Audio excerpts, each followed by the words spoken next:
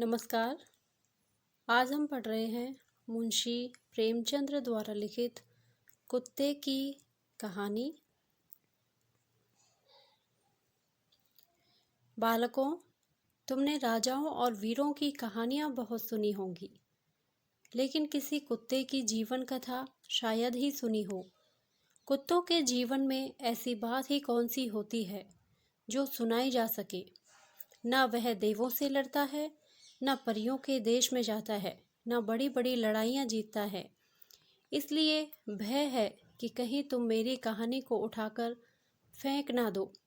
किंतु मैं तुम्हें विश्वास दिलाता हूँ कि मेरे जीवन में ऐसी कितनी ही बातें हुई हैं जो बड़े बड़े आदमियों के जीवन में भी ना हुई होंगी। इसलिए मैं आज अपनी कथा सुनाने बैठा हूँ। जिस तरह तुम कुत्तों को दुत्कार करते हो, उसी भांति मेरी इस कथा को ठुकरा ना देना। इसमें तुम्हें कितनी ही बातें मिलेंगी और अच्छी बातें जहाँ मिले तुरंत ले लेनी चाहिए। जब मेरा जन्म हुआ तो मेरी आंखें और कान बंद थे, इसलिए नहीं कह सकता कि बाजे गाजे बजे या नहीं, गाना बजाना हुआ या नहीं। मुझे तो कुछ सुनाई नहीं दिया। हाँ, जिस बिछावन पर मैं लेटा था वह रुई की भांति नरम था। सर्दी जरा भी ना लगती थी। मैं दिल में समझ रहा था कि किसी बड़े घर में मेरा जन्म हुआ है। लेकिन जब आंखें खुली तो मैंने देखा कि एक पहाड़ की राख में अपनी माता की छाती से चिपटा हुआ पड़ा हूँ। हम 4 भाई थे। 3 लाल थे, मैं काला था। उस पर सबसे छोटा और सबसे कमज़ोर। माता भी हम लोगों के पास कम रहती थी। उन्हें खाने की टोह में इधर उधर दौड़ना पड़ता था। वह रात रात भर जाकर गांव की रक्षा करती थी। क्या मजाल कि कोई अनजान आदमी गांव में कदम रख सके। दूसरे गांव के कुत्तों को तो वह दूर ही से देखकर भगा देती। जब किसी खेत में कोई सांड घुसता तो उसे दूर तक भगा आती। मगर इतना सब कुछ करने पर भी कोई उन्हें खाने को ना देता। बेचारी पेट की आग से जला करती थी। उस पर हम लोगों की चिंता उन्हें और मार डालती थी। इसलिए जब भूख सताती तो कभी कभी वह चोरी से घरों में घुस जाती और खाने की जो चीज़ मिल जाती लेकर निकल भागती। उन्हें देखते ही लोग मारने दौड़ते और घरों के द्वार बंद कर लेते। एक दिन बड़ी ठंड पड़ी, बादल छा गए और हवा चलने लगी। हमारे 2 भाई ठंड ना सह सके और मर गए। हम 2 ही रह गए। माताजी बहुत रोई, मगर क्या करती। गांव वालों को फिर भी उन पर दया न आई। आदमी इतने मतलबी और बेदर्द होते हैं, यह मैंने पहली बार देखा। एक दिन गांव में उत्सव था। एक बनिए के यहाँ ब्राह्मण भोज था। सैकड़ों आदमी जमा थे। पूरियां बन रही थी। माताजी बार बार उधर जाती पर दुत्कार पाकर भाग आती थी। किसी को इतनी दया न आती थी कि एक टुकड़ा उनकी ओर फेंक दे। एक टुकड़ा दे देने से कुछ कमी न पड़ जाती, पर यह कौन समझाए। जब सब चीज़ें तैयार हो गई तो आंगन में पत्तल डाल दिए गए। लोग अपने अपने आसन पर जा बैठे और भोजन परोसा जाने लगा। उसी समय माताजी वहाँ पहुँची। माताजी भागी नहीं, पूँछ हिलाने लगी और वहीं बैठ गई। वह आदमी जब किसी काम से भीतर चला गया तो माताजी भी दबे पांव दालान में जा पहुँची। उन्हें देखकर चारों तरफ से धत धत का ऐसा कोलाहल मचा कि माताजी घबरा गई। 2-3 आदमी डंडे लेकर दौड़े। माताजी को अगर दालान से निकल जाने का रास्ता मिलता तो वह उधर से बाहर निकल जाती, लेकिन उधर लोग डंडे लिए खड़े थे। इसलिए माताजी बैठे हुए आदमियों के बीच से होकर मोरी के रास्ते बाहर निकल आई। मगर तमाशा तो देखिए कि माताजी के बाहर निकलते ही भोजन करने वाले भी उठ खड़े हुए। जानते हो क्यों? माताजी के उधर से निकलने के कारण भोजन भ्रष्ट हो गया। विचार होने लगा कि क्या किया जाए। बेचारा बनिया फूट फूट कर रोने लगा। कुछ लोग कहते थे इसमें दोष ही क्या है, कुतिया ने पत्तलों में मुंह तो डाला नहीं, छूने से क्या होता है। किंतु जो बहुत कुलीन थे वो कुतिया का बीच से निकल जाना ही भोजन को भ्रष्ट करने के लिए काफी समझते थे। आखिर इन्हीं कुलीनों की जीत हुई और सारा भोजन गरीबों में बांट दिया गया। उस दिन माताजी ने खूब पेट भर खाया। ऐसा सुख उन्हें जीवन में कभी न मिला था, लेकिन उस बेचारी के भाग्य में सुख लिखा ही न था। भोजन करके जरा लेटी ही थी कि बनिया डंडा लिए आ पहुंचा और लगा पीटने। माताजी को भागने का अवसर ना मिला। जोर जोर से चिल्लाने लगी। उनका बिलाप सुन पत्थर भी पसीज जाता, पर उस निर्दयी को जरा भी दया नहीं आई। मैं मन में कुढ़ रहा था, अपना कुछ वश होता तो बनिए राम को इस बेदर्दी का मजा चखा देता, लेकिन जरा सा बच्चा क्या करता। बस यह विलाप सुनकर कुछ लोग जमा हो गए और समझाने लगे, जाने दो भाई, भूख में तो आदमियों बुद्धि भी भ्रष्ट हो जाती है। यह तो पशु है, इसे क्या मालूम किसका फायदा हो रहा है किसका नुकसान। अब तो जो हो गया सो हो गया, इसे मारकर क्या पाओगे। बनिए के चित्त में यह बात बैठ गई और माताजी की जान छूटी।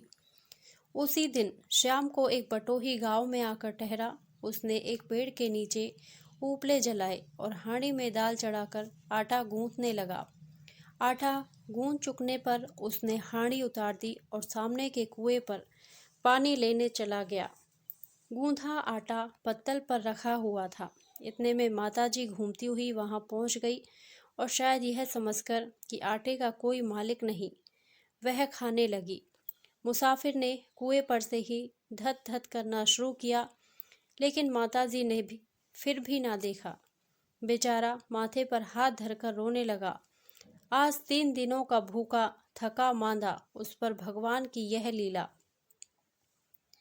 2-3 आदमियों ने समझाया, भाई तुम्हारा तो 4-6 आने का नुकसान हुआ, कल तो इसने हजारों पर पानी फेर दिया।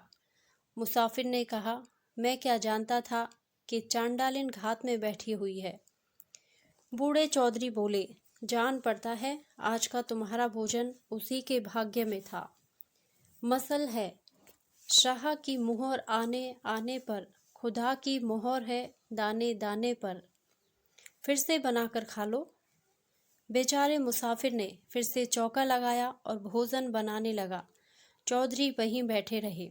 मुसाफिर ने पूछा, बाबा मैं आपकी उस कहावत का मतलब नहीं समझा, जरा समझा दीजिए।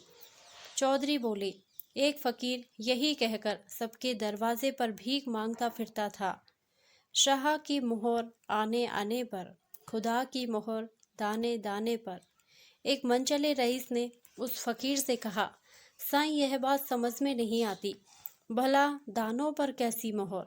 साईं ने कहा, नहीं बेटा, खुदा जिसको जो दाना देना चाहेगा वही पा सकता है, दूसरा हरगिज नहीं पा सकता। इसकी जब चाहो तब परीक्षा कर सकते हो। रईस ने कहा, लीजिए मैं अभी परीक्षा लेता हूँ, अगर यह बात सच निकली तो मैं आपका गुलाम हो जाऊंगा। रईस ने ज्वार का एक दाना हाथ में लिया और कहा, देखिए मैं इसे अपने मुंह में डालता हूँ, अगर खुदा की इस पर मुहर है किसी और को दे दे। यह कहकर उसने दाने को अपने मुंह में फेंका, पर दाना मुंह में न जाकर जमीन पर गिर पड़ा और एक चिड़िया उठाकर ले गई। रईस भौचक्का सा रह गया।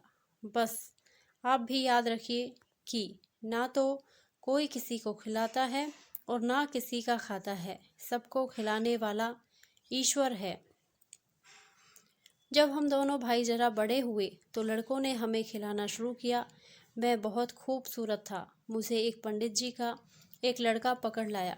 मेरे भाई को एक चफाली का लड़का पकड़ ले गया। मैं पंडित जी के घर पलने लगा। मेरा भाई टफाली के घर, उसे जकिया कहते थे और मुझे कल्लू। जाड़े का मौसम था।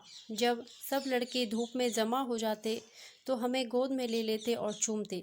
कोई कहता हमारा बच्चा है, कोई कहता हमारा मुन्ना है। कोई लड़का एक कान पकड़कर उठाता और कहता, देखो भाई, चोर है या साहा। जब तक कान दर्द ना करते मैं ना बोलता। बस सब कहने लगे, फेंको फेंको, चोर है। मगर जब कान दुखने से चिल्ला उठता तो सब साहा साहा कहकर हंस पड़ते। प्राय यह खेल सैकड़ों बार होता। कोई हमारे अगले पैरों को उठाकर कहता, मुरा मुन्ना 2 पैर से चलता है। यूं चलाए जाने से हमारे पैर दर्द करने लगते थे, पर करते क्या। कभी कभी छोटे बड़े लड़के छोटे बच्चों को मेरी पीठ पर बिठाकर कहते, मेरा लल्लू हाथी पर बैठा है। भला मैं उन लड़कों का बोझ क्या उठा था। जब चिल्लाने लगता तो जान बसती। कोई कोई लड़के तो मेरे गले में रस्सी बांध कर दौड़ाते। भला मैं उनके बराबर कैसे दौड़ता, लेकिन वे अपनी धुन में मुझे घसीटते हुए ले जाते थे। इससे सारा बदन दुखने लगता था, मगर मुझ गरीब का वहाँ कौन मददगार बैठा था। कभी कभी लड़के मुझे पास वाले गड्ढे में डाल देते और मेरी तैराकी का तमाशा देखते। जब मैं बाहर निकालने के लिए छटपटाने लगता तो लड़के हंस हंस कर कहते, देखो कल्लू कैसा तैरता है। उस समय मैं डूबने डूबने को हो जाता था। पाँव जोर जोर से चलाता हुआ किसी तरह किनारे आ जाता और मारे ठंड के कांपने लगता। जब धूप लगने से देह में कुछ गर्मी आती तो कोई शैतान लड़का बोल उठता, अब की मेरी बारी है। सुनते ही मेरी जान सी निकल जाती, मगर भागकर जाता कहाँ। कोई फिर पानी में डाल देता। क्या बतलाऊं कि उस समय कितना गुस्सा आता। बार बार यही जी में आ जाता था कि कोई इन दुष्टों को भी इसी तरह डुबकियां देता तो इनकी आंखें खुलती। हम दोनों में से सुखी तो एक भी ना था, पर जकिया की दशा मेरी दशा से अच्छी थी। पंडित जी के यहाँ मुझे रूखा सूखा भोजन मिलता था, और वह भी बहुत कम। इसलिए मुझे दूसरे द्वारों का चक्कर लगाना पड़ता। डफाली मांस का प्रेमी था। रोजाना उसके घर मांस पका करता, इसलिए जकिया को काफ़ी भोजन मिल जाता। उसे किसी दूसरे दरवाजे पर जाने की ज़रूरत नहीं पड़ती। कुछ तो बेफिक्री और कुछ पूरी खुराक मिलने की वजह से वह दिन दिन ताकतवर और तंदुरुस्त बनने लगा। मैं कभी कभी भूख से तंग आकर डफाली के दरवाजे पर पहुंच जाता कि शायद वहां कुछ मिल जाए। सोचता आखिर जकिया भी अपना ही खून है, उससे आरजू मिन्नत करूंगा तो जरूर कुछ ना कुछ दे देगा। पर उसका कोई नुकसान भी तो नहीं है। मैं उसके खाने में हिस्सा लेने नहीं चाहता था, केवल उसकी झूठन चाहता था। पर वह मेरी परछाई देखते ही गुर्राकर मुझ पर ऐसा झपटता जैसे मैं उसका दुश्मन हूँ। वह था मुझसे ताकतवर, इसलिए मैं उसका सामना ना कर सकता था। वह दांतों से मुझे खूब काटता और नीचे गिराकर पेजों से घसोटता। जब मैं जोर से चिल्लाने लगता तो पूंछ से कोड़ लेता, तब कहीं जान बचती थी। उठकर ज्यों ही भागना चाहता कि डफाली कह उठता, पंडित का भग्गू कुत्ता, वह भागा वह भागा। इस पर मुझे बहुत ग्लानि होती थी। मैं फिर जाकर जकिया से उलझ पड़ता और इतनी मुस्तैदी देखकर देखने वाले कहते, वाह कल्लू, वाह शाबाश। इससे तबीयत और भड़क जाती थी और भी जोर लगाता, लेकिन आज मुझे भागना ही पड़ता। तब सब तालियां बजाकर मुझ पर हंसने लगते। जोश ठंडा होने पर देखता तो लुहान हो गया हूँ। महीनों में जाकर कहीं घाव अच्छे होते थे। घाव अच्छा होने पर यही भी चाहता कि चलकर जकिया को पछाड़ूं और पंडित जी की बदनामी मिटाऊं, मगर अपनी हालत देखकर रह जाता। एक दिन मैं जान पर खेलकर जकिया से उलझ पड़ा। वह भी पूरे जोश के साथ मुझसे लड़ने लगा। संयोग से पंडित जी भी वहां पहुंच गए। उनके पहुंचते ही और लोगों ने कहा, कल्लू भग्गू कुत्ता है, कभी भी जकिया का सामना नहीं कर सकता। इस पर मैंने देखा कि पंडित जी का चेहरा फीका पड़ गया है। तब तो मैंने निश्चय कर लिया कि आज चाहे जान रहे या जाए, मगर जकिया को जरूर पछाड़ूंगा। कुछ ऐसे जीवट से लड़ा और ऐसे दांव पेच खेले कि बच्चे जकिया को छठी का दूध याद आ गया। देखने वाले कहने लगे कि भाई आज तो कल्लू ने कमाल कर दिया। ठीक है, मालिक को देखकर उसकी छाती बढ़ती है। जकिया डफाली को देख देख कर ही इसे रोज पछाड़ता था। आज पंडित जी को देखकर कल्लू ने नीचा दिखाया। मैंने देखा पंडित जी का चेहरा उस समय खिल उठा था, मानो मैंने उसकी लाज रख ली। अब उन्होंने मेरी खुराक कुछ बढ़ा दी। उधर जकिया पर डफाली और भी तवज्जो करने लगा। एक दिन की बात है कि माताजी डफाली के दरवाजे पर पहुंच गई। उस समय जकिया वहां मौजूद न था। डफाली ने माताजी की दीन दशा देखकर एक टुकड़ा फेंक दिया। जो ही माताजी टुकड़ा उठाने को आगे बढ़ी कि जकिया पहुंच गया और माताजी पर टूट ही तो पड़ा। संयोग से वहीं पर मैं भी पहुंच गया। फिर क्या था, जकिया से जान बचाकर माताजी मुझसे भिड़ गई। मैं तो उन पर वार करना नहीं चाहता था, लेकिन वह पूरी ताकत से मुझ पर वार करने लगी। उस समय मुझे बड़ी हंसी आती थी। पेट भी क्या चीज़ है, इसके लिए लोग अपने पराये को भूल जाते हैं, नहीं तो अपनी सगी माता और अपना सगा भाई क्यों दुश्मन हो जाते। यह तो हम जानवरों की बातें हैं, मनुष्यों की ईश्वर जाने। मेरे पंडित जी के घर अनाज बहुत होता था। घर कच्चा था और चूहों ने अपना अड्डा जमा लिया था। उनके उपद्रव से घरवालों का नाकों दम था। वे लोग चाहते थे कि चूहेदानी लगाकर इनका सर्वनाश कर दिया जाए, मगर पंडित जी यह कहकर टाल देते कि चूहे गणेश जी के वाहन हैं, इन्हें तकलीफ नहीं देनी चाहिए, इनके खाने से कितना अनाज कम हो जाएगा। उनका विश्वास था कि चूहे जितना गल्ला नुकसान करते हैं उसका चौगुना श्री गणेश जी की दया से उपज में बढ़ जाता है। इसलिए जब वह किसी को चूहेदानी लगाते देखते तो उससे पचासों बातें कहते। पंडित जी की धाक लोगों पर खूब बैठ गई। जब कहीं देवताओं की भक्ति की चर्चा होती तो पंडित जी का नाम पहले लिया जाता था। कैसे सज्जन है कि इतना नुकसान सहने पर भी चूहों को नहीं मारते, नहीं तो लोग आदमी की जान तक ले लेते हैं। जब तक चूहे अनाज की लूट मचाते रहे तब तक तो पंडित जी अपनी प्रतिज्ञा पर डटे रहे, लेकिन जब उनके वार कपड़े लत्ते पर भी होने लगे तो उनके आसन डोल गए। जाड़ों के कपड़े कुछ संदूकों में रखे हुए थे, कुछ अलगनियों पर। गर्मियों में किसी ने उसकी परवाह नहीं की। बरसात में जब उन्हें धूप में डालने के लिए निकाला गया तो सारे कपड़े कुतरे पड़े थे। उन्होंने लकड़ी का संदूक तक काट डाला था।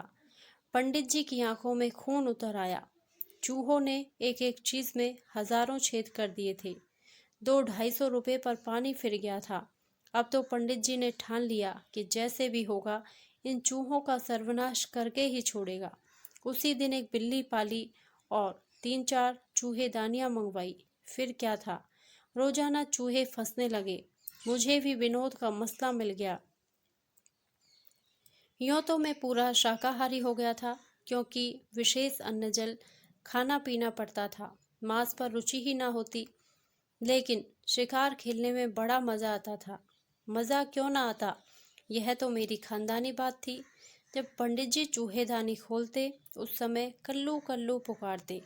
मैं कहीं पर भी होता तीर की तरह वहां पहुंच जाता था। उस समय मैं खिलवाड़ करता था, वह देखने ही लायक होता। चूहों को खिला खिलाकर जान से मार डालता, पर खाता ना था। मगर भाई जकिया रोज मांस खाता, वह भी उस शिकार में शामिल हो जाता और कभी कभी माता जी भी पहुंच जाती थी।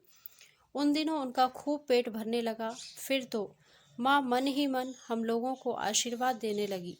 शायद उन्हें पिछले बच्चों की याद भी आने लगी हो। यदि वे भी जीते होते तो उनकी खूब सेवा करते। भाई साहब के जी में आता तो 2-1 चूहों को पेट में रख लेते, मगर मैं तो बाबा काल भैरव जी की शपथ खाकर कहता हूँ कि खाने के लिए सूंघता भी न था।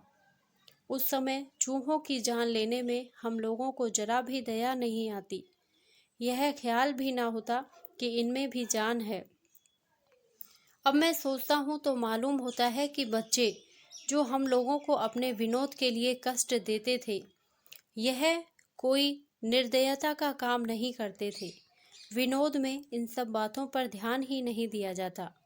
पंडित जी बहुत खुश होते जब हम लोग चंद मिनटों में 50 चूहों को सदा के लिए बेहोश कर देते। जिस गड्ढे में फेंक फेंक कर मुझसे लड़के खेलते थे, उसी में गांव के सभी छोटे बड़े नहाते धोते थे।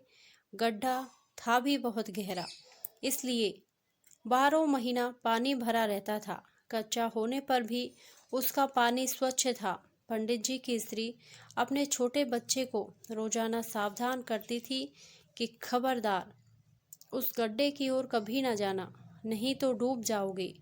प्राय सभी माँ बाप अपने बच्चों को ऐसी चेतावनी देते रहते, मगर लड़के कब मानने लगे। माँ बाप की नज़रें बचाकर गड्ढे पर पहुंच ही जाते और तरह तरह के खेल खेलते।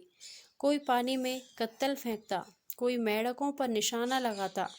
कुछ सयाने लड़के पानी में कूद जाते और तैरने का अभ्यास करते। होनहार को कौन रोक सकता है। गांव के कुछ लड़के गड्ढे में तैर रहे थे। पंडित जी का छोटा लड़का भी पहुंच गया। पहले तो वह किनारे पर ही खेलता रहा, मगर उसके जी में क्या आया कि जरा मैं भी तैरूं। आगे बढ़ा ही था कि पांव फिसल गया और डूबने लगा। सब लड़के घबराकर चिल्लाने लगे, लड़का डूबा, लड़का डूबा, मगर किसी की निकालने की हिम्मत ना पड़ती थी। अगर कोई सयाना होता तो कुछ कोशिश भी करता। यूँ तो डूबते हुए को निकालने में सभी डरते हैं। डूबने वाला बचाने वाले को इस तरह पकड़ लेता है कि दोनों डूबने लगते हैं। इस काम के लिए बहुत होशियार आदमी की ज़रूरत होती है। यही बात वहाँ भी हुई। पंडित जी का बड़ा लड़का संयोग से नहाने आ रहा था। भाई को डूबते देखा तो तुरंत कूद पड़ा, पर छोटे लड़के ने बड़े लड़के को इस प्रकार पकड़ लिया कि दोनों डूबने लगे। फिर तो लड़कों ने और भी शोर मचाया। बात की बात में गांव भर में शोर मच गया, रामू और श्यामू दोनों डूब रहे हैं, चलो निकालो, नहीं तो एक भी ना बचेगा। चंद मिनटों में गड्ढे पर मर्दों और औरतों की भीड़ लग गई, पर कूदने में सब पसोपेश कर रहे थे। इतने में मैं भी वहां पहुंच गया। सारी बातें झट समझ में आ गई। तुरंत पानी में तीर की तरह घुसा। उस समय प्राय दोनों लड़के डूब चुके थे, सिर्फ जरा जरा बाल दिखाई पड़ रहे थे। मैंने दांतों से उनके बाल पकड़ लिए और पलक मारते किनारे पर खींच लाया। लोग मेरा यह साहस देखकर दंग रह गए। पंडित जी उस समय किसी काम से बाहर गए थे। संयोग से वह भी उसी समय आ गए थे और आदमियों की भीड़ देखकर बाहर ही बाहर वहां पहुंच गए। क्षण भर में उन्हें सब बातें ज्ञात हो गई। फिर तो उन्होंने मुझे उठाकर छाती से लगा लिया। पंडित जी के आने से पहले ही लोगों ने लड़कों के पेट से पानी बाहर कर दिया था। वे स्वस्थ हो गए। अब तो गांव भर में मेरी खूब तारीफ होने लगी।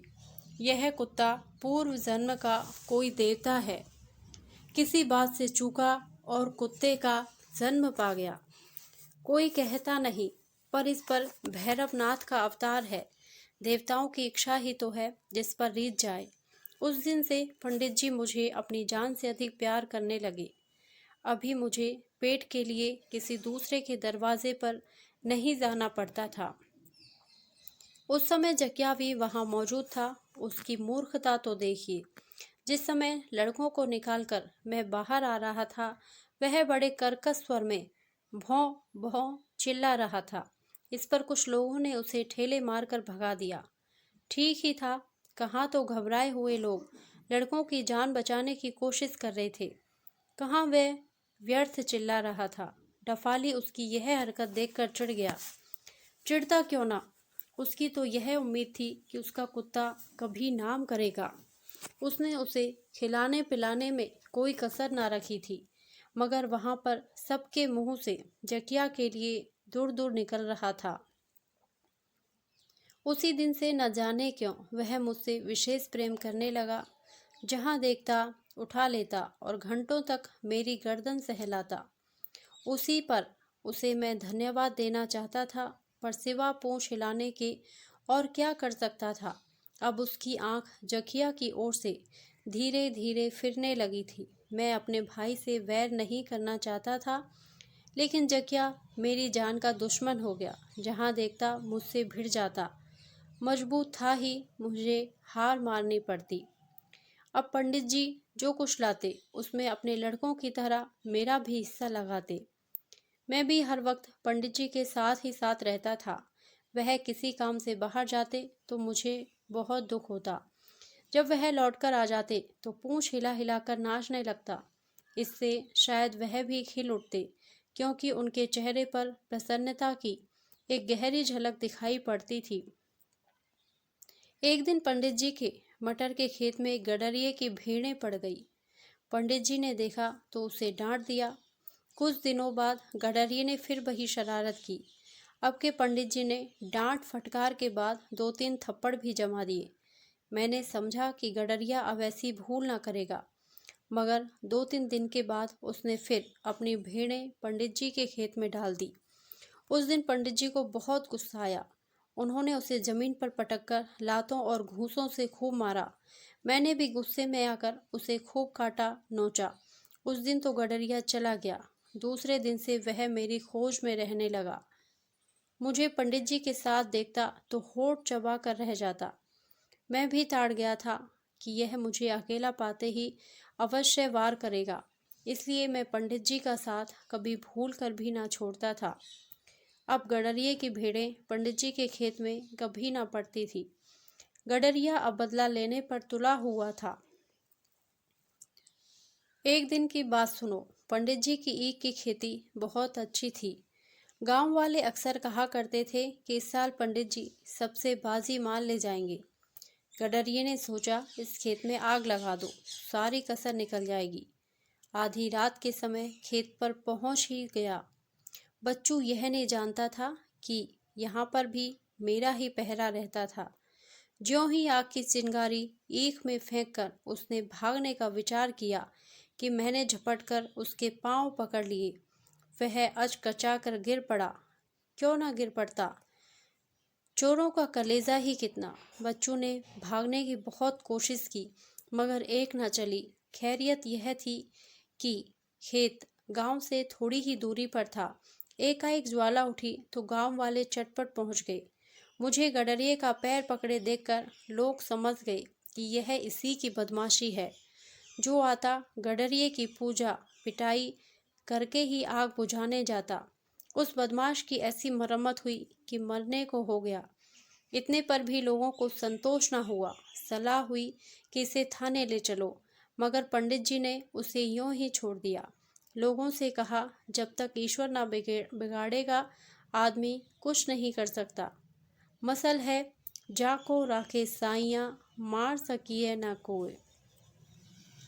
गांव वालों को पंडित जी के इस व्यवहार पर बड़ा आश्चर्य हुआ, क्योंकि ऐसी दशा में उसे पूरा दंड दिलाए बिना कोई भी ना छोड़ता। मैं तो कहता हूँ कि यदि सब ईख जल गई होती और गडरिया पकड़ लिया जाता तो पंडित जी जीता ना छोड़ते। मगर यहाँ तो दयालुता का सिक्का जमाना था, क्यों ना क्षमा कर जाते।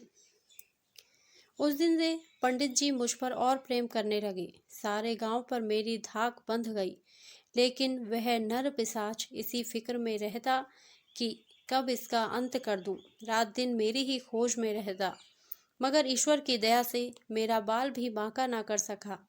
आखिर उसे एक तरकीब सूझ गई। वह जकिया को खूब खिलाने पिलाने लगा। पहले तो डफाली ने जकिया को अपने घर से प्राय निकाल ही दिया था। कभी कभी दूसरे कुत्तों की तरह उसे भी कौर दे देता था। बात यह थी कि एक दिन एक पुलिस का आदमी उस डफाली के दरवाजे पर रात को गश्त करने आया था। उस समय जकिया ने उसे काट खाया था। पुलिस के आदमी ने डफाली को बहुत तंग किया था, तभी से डफाली को जकिया से घृणा हो गई। उसकी तो ऐसी इच्छा हो गई थी कि जकिया दरवाजे पर भी ना रहे, मगर बहुत दिनों की मोहब्बत के सबब से उसे कुछ ना कुछ देना ही पड़ता था। जकिया ताकतवर तो बहुत था, मगर उसे भले बुरे का ज्ञान न था। जो भी जी चाहता बेसुरा राग छेड़ देता। गुण उसमें यही था कि वह मजबूत बहुत था। क्या मजाल कि कोई दूसरे गांव का कुत्ता आ जाए। गीदड़ों की तो उसे देखते ही नानी मर जाती। हिरन और नीलगाय जो पहले खेत तहस नहस कर देते, अब गांव में आने का नाम ना लेते। एक बंदर ने गांव में बड़ा उत्पात मचा रखा था। बच्चों के हाथ से रोटी छीन लेता, औरतों को रास्ते में रोक लेता और जो कुछ उनके पास होता वह लिए बिना पिंड न छोड़ता। लोगों को राह चलना मुश्किल हो गया। गांव भर की खरपैल उलट दी थी। जकिया ने उसे ऐसा झंझोड़ा कि बच्चों ने फिर सूरत ही ना दिखाई। हाँ, तो गडरिये ने जकिया को इसी इरादे से खिलाना पिलाना शुरू किया कि वह मुझसे बदला ले, मगर जकिया भी छटा हुआ था। जो हमेशा मछली और मांस का आदी था, वह भला रूखे सूखे सत्तू पर कैसे टिक सकता। गडरिये की आंख बचाकर भेड़ों पर हाथ साफ करता। इस पर एक दिन गडरिये ने उसे बांधकर खूब पीटा। तब से जकिया उसके यहाँ से भाग गया। अब वह किसी का नहीं था। कहलाता तो था डफाली वाला कुत्ता, मगर डफाली से उसका कुछ भी संबंध न था। अब गडरिये ने निश्चय किया कि जैसे भी होगा मुझे जान से मार डालेगा, चाहे उसकी जान रहे या जाए। एक दिन उस कमबख्त ने जान पर खेलकर वार कर ही दिया।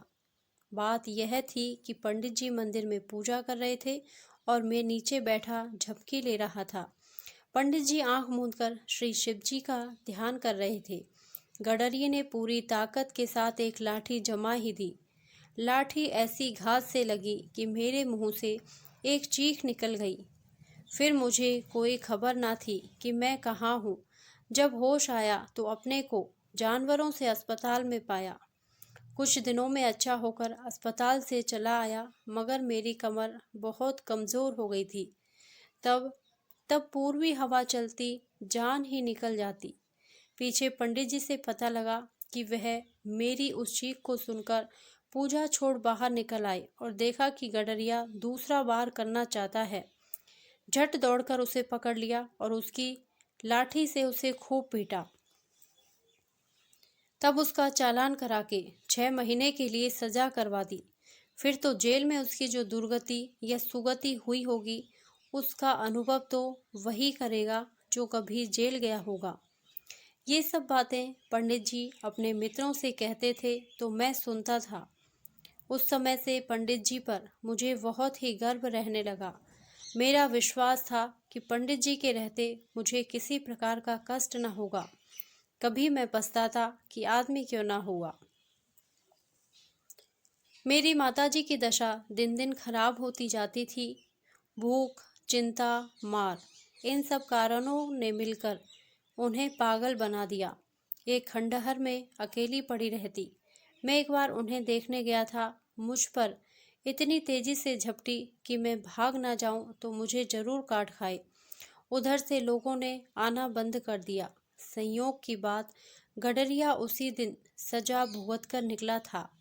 एकाएक उसी दिन रास्ते में माताजी मिल गई और उसके बहुत बचाने पर भी काट खाया। माताजी के दांतों में इतना विष था कि 2-3 दिनों में गडरिया मर गया। किसी की मृत्यु पर खुश होना, चाहे वह अपना कट्टर शत्रु ही क्यों ना हो, बुरी बात है, मगर मैं उछलने लगा। गडरिया के मरने से मुझे बहुत खुशी हुई। अब मेरा कोई बैरी ना था, मगर इस खुशी ने मुझे जितना हंसाया उतना ही उस खबर ने रुलाया भी कि उसके 2-3 दिन बाद पुलिस ने माताजी को गोली मार दी। मैं कई दिन तक दुखी रहा। भला संसार में ऐसा कौन होगा जिसे माता के मरने का मार्मिक शोक न हो। अब जकिया के सिवा कोई मेरा सगा ना रह गया। उस समय कभी कभी मैं सोचता, देखें हम दोनों का अंत कैसा होता है। यद्यपि उस समय मैं खाने पीने से सुखी था और जकिया दुखी, मगर संतोष इतना ही था कि कहने को भाई तो हैं, कभी उसके भी दिन फिरेंगे। पहले उसने सुख भोगे, मैंने दुख झेले, अब मैं सुख भोग रहा हूँ और वह दुख। किसी के दिन बराबर नहीं जाते। जब कभी जकिया पंडित जी के दरवाजे पर आता तो मैं कभी चिढ़ता ना था। वह तो डरता था कि कहीं यह बदला ना ले, मगर वहां से टल जाता कि वह निश्चित होकर खा ले। कभी कभी मुझे अधिक भोजन मिल जाता तो मैं मुंह में रखकर जकिया के पास पहुंचा देता। वह दिखावे में तो प्रसन्न रहता, मगर दिल में मुझसे बराबर जला करता। अंधेरी रात थी। पंडित जी के घर के सभी लोग कहीं रिश्तेदारी में गए थे। घर पर मैं और पंडित जी ही थे। पंडित जी तो खर्राटे की नींद ले रहे थे, मगर मुझे नींद कहाँ। बार बार घर का चक्कर लगाता रहता। चोरों ने समझा आज सन्नाटा है। उन्होंने घर के नौकर से सारा भेद ले लिया था। मैं आहट पाकर पिछवाड़े गया तो देखा कि एक दरवाज़ा खुला हुआ है और कुछ आदमी वहां खड़े होकर चौकन्नी आंखों से इधर उधर देखते हुए धीरे धीरे बात कर रहे हैं। मैं उनकी बात ना सुन सकता था क्योंकि वहां से दूर था। थोड़ी देर बाद देखा कोई भीतर से थाली, लोटा, संदूक वगैरह निकाल निकाल कर बाहर के आदमियों को दे रहा है। अब तो सब बातें मेरी समझ में आ गई। मैं बड़े जोरों से भौंकने लगा। इस पर चोरों ने मुझ पर ढेले फेंकने शुरू किए, मगर मुझे उन ढेलों की चिंता न थी। स्वामी का घर लुटा जा रहा था, भला यह कैसे देखा जाता। दौड़ता हुआ बरामदे में पंडित जी के पास गया और उनकी चादर दांतों से खींचने लगा। इस पर उन्होंने मुझे 2-3 लातें जमा ही तो दी, पर मैं बाज न आया। फिर चादर खींची और जोर जोर से भौंकने लगा। तब पंडित जी की नींदें खुल गई। अब उनको किस तरह समझाऊं कि तुम्हारा घर लुटा जा रहा है। बार बार पिछवाड़े जाता और उनके सामने आकर जोरों से भौंकने लगता। इससे मेरी यही मंशा थी कि पंडित जी पिछवाड़े चलकर देखें कि उनका घर लुटा जा रहा है और उसके बचाने का प्रयत्न करें। मेरी चुस्ती से चोरों की हिम्मत न पड़ती थी कि सामान लेकर भाग निकले। मैं रास्ता रोके हुए था। दूसरे सवेरा होने में थोड़ी ही कसर थी, इसलिए सब माल असबाब उसी पसवाले घड़े में डुबोते जाते थे। उनकी मंशा शायद यही थी कि दूसरी रात में सब माल असबाब उठा ले जाएंगे। भला गड्ढे के अंदर कौन ढूंढने जाता है। मुझे बार बार गुस्सा आता था कि पंडित जी की बुद्धि पर आज पत्थर क्यों पड़ गया है। वह मेरे इशारे क्यों नहीं समझ रहे हैं। संतोष यही था कि माल अभी बाहर नहीं गया था। आखिर मुझे एक उपाय सूझ गया। पलंग के नीचे पंडित जी की लाठी पड़ी थी। उसे मैंने मुंह में उठा लिया और पिछवाड़े की तरफ बढ़ा। अब पंडित जी मेरा इशारा समझ गए। तुरंत लाठी लेकर पिछवाड़े पहुंचे तो देखते हैं कि चोर सारा माल असबाब उठाए लिए जा रहे हैं। बुरी तरह घबरा उठे। उनके मुंह से केवल इतना निकला, चोर चोर। चोर का नाम सुनते ही पकड़ो पकड़ो, आ पहुंचे की आवाजें चारों ओर से आने लगी। दम भर में गांव के सब लोग लाठियां ले लेकर इकट्ठे हो गए, मगर चोरों का पता नहीं था। अब यह फिक्र हुई कि चोर क्या क्या ले गए। पंडित जी के तो होश हवास से ठिकाने ना थे। होश आने पर पंडित जी ने घर के अंदर जाकर देखा तो सब कुछ गायब था। सिर पर बिजली सी गिर पड़ी। लोगों ने उन्हें संभाला और समझाने लगे, भैया इतना छोटा जी मत करो, रुपया पैसा हाथ का मैल है, इसके जाने की क्या चिंता। लेकिन पंडित जी बराबर हाय हाय करते जाते थे। मेरी ओर कोई ताकता भी ना था। मैं दौड़ दौड़ कर गड्ढे के पास जाता और जोरों से भौंकता। फिर आता और पंडित जी के पैरों पर मुंह रखकर पूंछ हिलाता, पर पंडित जी पैर खींच लेते। पैर खींच लेना तो कोई बात ना थी, पर गुस्से में आकर लाते भी जमा देते। मगर मैं अपना काम बराबर किए जाता था। कब तक कोई इशारे को ना समझेगा। सभी तरह के लोग थे। कुछ लोग पंडित जी को तसल्ली दे रहे थे तो कुछ लोगों को हंसी उड़ाने की सूझ रही थी। कह रहे थे, इसी से कहा गया है कि अपनी कमाई में कुछ ना कुछ दान अवश्य करना चाहिए। जो लोग सब कुछ अपने आप हजम करना चाहते हैं उनका यही हाल होता है। पटवारी ने सलाह दी, पंडित जी पुलिस को इत्तला कर दीजिए, शायद कुछ पता लग जाए। चौधरी बोले, अजी पुलिस का ढकोसला बहुत बुरा होता है। वे भी आकर कुछ ना कुछ चूसते ही हैं। मैंने तो इतनी उम्र में सैकड़ों बार इत्तलाएं की, मगर चोरी गई हुई चीज़ कभी ना मिली। पंडित जी ने दिल कड़ाकर उत्तर दिया, हाँ चौधरी, तुम ठीक कहते हो। तकदीर से उठी हुई चीज़ फिर कहाँ मिलती है। उधर तो ये बातें हो रही थी, इधर मेरा काम जारी था। कुछ लोग मेरी हरकत देखकर कहने लगे, देखो, पंडित जी के साथ साथ कुत्ता भी घबरा गया है। पंडित जी समझदार होने के कारण शांत हैं, मगर यह बेसमझ कुत्ता बौखला उठा है। ये बातें सुनकर मुझे उन पर हंसी आती थी। बेसमझ ये सब हैं कि मैं घंटों से इशारे कर रहा हूँ, पर किसी की समझ में बात नहीं आती। फिर भी अपने को समझदार कहते हैं। क्या कहूँ, कहीं मैं आदमी होता तो दिखा देता। एकाएक मुझे एक उपाय सूझ गया। मैं भीड़ को चीरता हुआ पानी में कूद पड़ा और एकदम नीचे घुसकर तह तक पहुंच गया। संयोग से एक कटोरी मुंह में आ गई। उसे लेकर बाहर निकला तो मेरी बात सबकी समझ में आ गई। फिर क्या था, कई आदमी पानी में कूद पड़े और थोड़ी देर में सब सामान मिल गया। पंडित जी इतने खुश हुए कि मुझे बार बार उठाकर छाती से लगाने लगे। सब यही कहते कि कुत्ते में ऐसी समझ बहुत कम देखने में आई है। जरूर यह पूर्व जन्म का कोई विद्वान रहा होगा, किसी पाप का प्रायश्चित करने के लिए इस योनि में आया है। एक महाशय बोले, पुराने जमाने में जानवर आदमी की तरह बातें करते थे और आदमियों की बातें समझ भी जाते।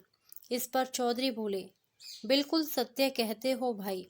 रामायण में लिखा है, एक कुत्ते ने श्री रामचंद्र जी से अपनी कहानी कही थी। एक दिन श्री रामचंद्र जी का दरबार लगा हुआ था। छोटे बड़े, अमीर गरीब, सब जी खोलकर अपना अपना हाल सुना रहे थे। इतने में एक कुत्ता भी आ पहुंचा और हाथ जोड़कर सामने खड़ा हो गया। श्री रामचंद्र जी ने पूछा, तू क्या कहना चाहता है? कुत्ते ने कहा, भगवान, आज मेरे जीवन का अंतिम दिन है, इसलिए उचित समझता हूँ कि आपके सम्मुख आपकी प्रजा को अपने अनुभव की कुछ बातें समझा दूँ, जिससे वे अपने अपने जीवन में बहुत सी बुराइयों से बच जाएं। कुत्ते की यह ज्ञान से भरी बातें सुनकर सब लोग चकित हो गए। दरबार में सन्नाटा छा गया। श्री रामचंद्र जी बोले, तुम्हारा यह विचार सराहने योग्य है। अगर सभी लोग इस तरह के ज्ञानोपदेश किया करें तो मनुष्य का उससे बड़ा उपकार हो सकता है। पहले तुम बताओ कि तुमने यह कैसे जाना कि तुम आज ही मर जाओगे? कुत्ते ने उत्तर दिया, महाराज, यह तो मैं नहीं बतलाना चाहता, लेकिन जब आपने पूछा है तो मुझे बतलाना ही पड़ेगा। मेरा विश्वास है, जो जैसा करता है वैसा ही फल भोगता है। आप कृपा कर गुण नामक ब्राह्मण के लड़के को बुलाकर पूछिए कि उसने आज मुझ निरपराध को लाठी से क्यों मारा। अब हुक्म हो तो मैं बैठ जाऊं और बैठकर बातें करूं, क्योंकि मेरी कमर टूट गई है और अब मैं खड़ा नहीं रह सकता। चोट ऐसी गहरी पड़ी है कि जान पड़ता है आज ही मेरा अंत हो जाएगा। थोड़ी ही देर में सिपाहियों ने अपराधी को लाकर खड़ा कर दिया।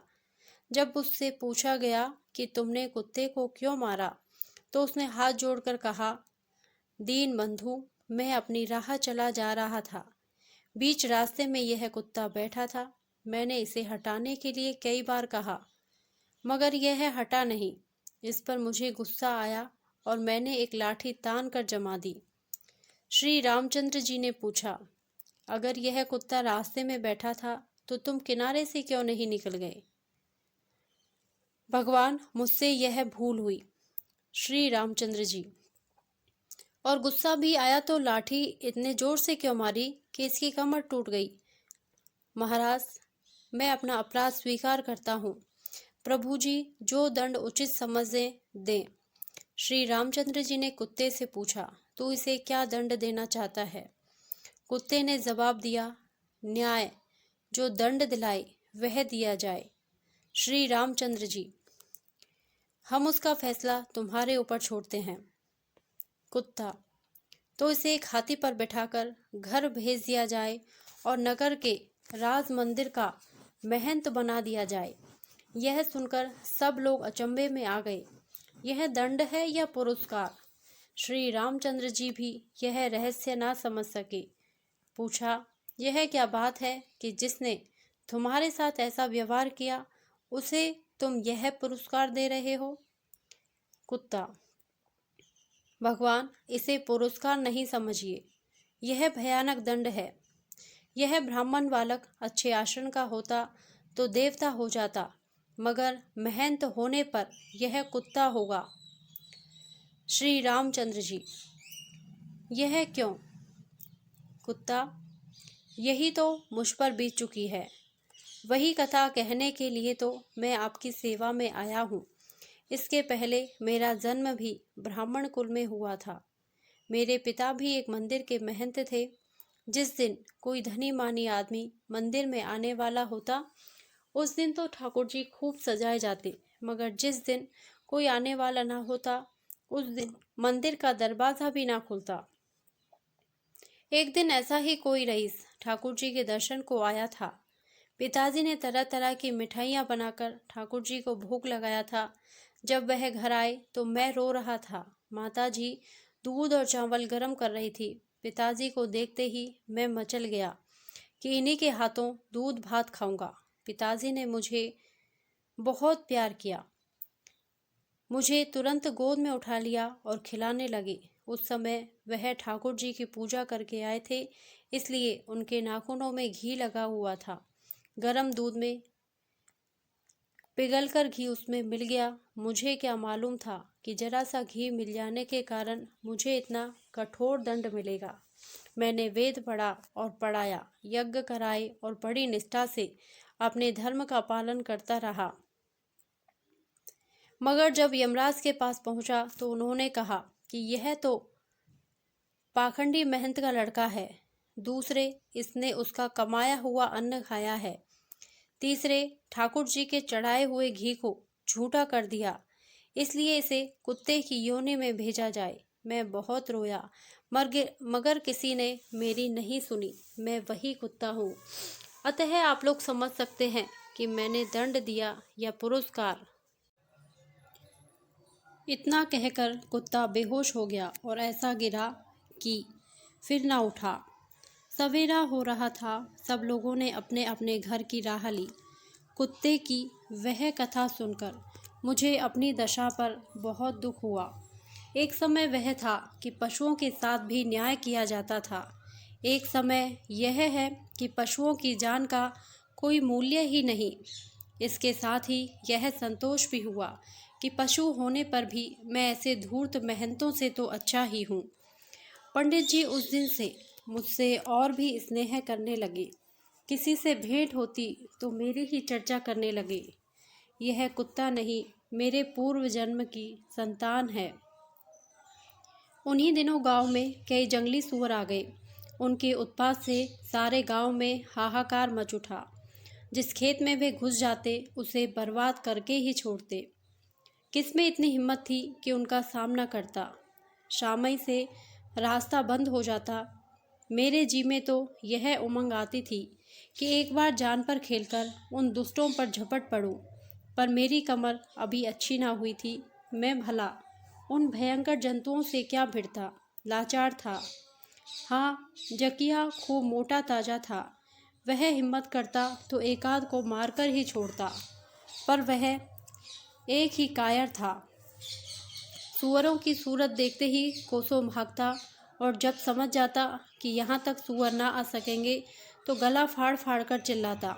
सबसे बड़ा खेद तो यह था कि गांव में सैकड़ों आदमी थे, पर किसी में इतना साहस नहीं कि उन्हें ललकारे। कुत्तों को मारने में तो सभी शेर थे, पर सूअरों के सामने सबके सब बिल्ली बने हुए थे। आखिर एक दिन लोगों ने थाने में जाकर फरियाद की। थाने का सबसे बड़ा अफसर अच्छा शिकारी था। उसे खबर मिली तो एक दिन कई कुत्ते लेकर गांव आ पहुंचा। गांव के सब आदमी तमाशा देखने के लिए जमा हो गए। पंडित जी भी मुझे अपने साथ लेकर चले। उनका लड़का भी चलने को तैयार हुआ, पर पंडित जी ने उसे साथ ले चलना मंजूर ना किया। बोले, वहाँ क्या मिठाई बट रही है कि जाकर ले लोगे? कहीं सुअरों के सामने आ गए तो प्राण ना बचेंगे। मैं तो गांव का मुखिया ठहरा, मजबूर हूँ। तुम जानबूझकर क्यों अपनी जान जोखिम में डालते हो? यह बात सुनकर लड़का सहम उठा और साथ चलने का नाम ना लिया। जब मैं साहब के समीप पहुंचा तो पहले पहल मेरी निगाह उन कुत्तों पर पड़ी जो साहब के साथ आए हुए थे। वे सब एक गाड़ी में बैठे हुए थे जिसे लोग मोटर कहते थे। अपने उन भाग्यवान भाइयों को देखकर मैं गर्व से फूल उठा। मेरी जाति में भी ऐसे लोग हैं जो इतने बड़े अफसर के साथ मोटर में बैठते हैं। सब के सब कितने साफ सुथरे थे। यहाँ तो वर्षों से नहाने की नौबत ही नहीं आई। बालों में हजारों किल्लियाँ भरी हुई थी। मैं तो अपने भाइयों को देखकर आनंद से फूला ना समाता था और मूर्ख जकिया उन्हें देख देखकर ऐसा भौं भौं कर रहा था मानो उसके लिए और कोई काम ही ना था। गांव के लोग बराबर मना करते, डांटते, पत्थर मारते, पर वह किसी तरह चुप ना होता था। मालूम नहीं उसके मन में क्या बात थी। क्या वह इतना भी नहीं समझता था कि ये लोग गांव का अहित करने नहीं आए हैं? नहीं तो क्या गांव में आदमी उन्हें मारना भगाते? इसके सिवा और क्या कहा जाए कि उसकी मूर्खता थी। मैंने अपनी जाति में यह बहुत बड़ा ऐब देखा है कि एक दूसरे को देखकर ऐसा काट खाने को दौड़ते हैं गोया उनके जानी दुश्मन हो। कभी कभी अपने उज्जड़ भाइयों को देखकर मुझे क्रोध आ जाता है, पर मैं जब्त कर लेता हूँ। मैंने पशुओं को देखा है ऐसे जो आपस में प्यार से मिलते हैं, एक साथ सोते हैं, कोई चूं तक नहीं करता। मेरी जाति में यह बुराई कहाँ से आ गई, कुछ समझ में नहीं आता। अनुमान से कह सकता हूँ कि यह बुराई हमने आदमियों से ही सीखी है। आदमियों ही में यह दस्तूर है कि भाई से भाई लड़ता है, बाप बेटे से, भाई बहन से। भाई एक दूसरे की गर्दन तक काट डालते हैं। बेटा बाप के खून का प्यासा हो जाता है, दोस्त दोस्त का गला काटता है, नौकर मालिक को धोखा देता है। हम तो आदमियों के ही सेवक हैं, उन्हीं के साथ रहते हैं। उनकी देखा देखी अगर यह बुराई हम में आ गई तो अचरज की कौन सी बात है। कम से कम हम में इतना गुण तो है कि अपने स्वामी के लिए प्राण तक देने को तैयार रहते हैं। जहाँ उसका पसीना गिरे वहाँ अपना खून तक बहा देते हैं। आदमियों में तो इतना भी नहीं। आखिर ये साहब के कुत्ते भी तो कुत्ते ही हैं, वे क्यों नहीं भौंकते, क्यों इतने सभ्य और गंभीर हैं? इसका कारण यही है कि जिसके साथ वे रहते हैं उनमें इतनी फूट और भेद नहीं है। मुझे तो वे सब देवताओं से लगते थे।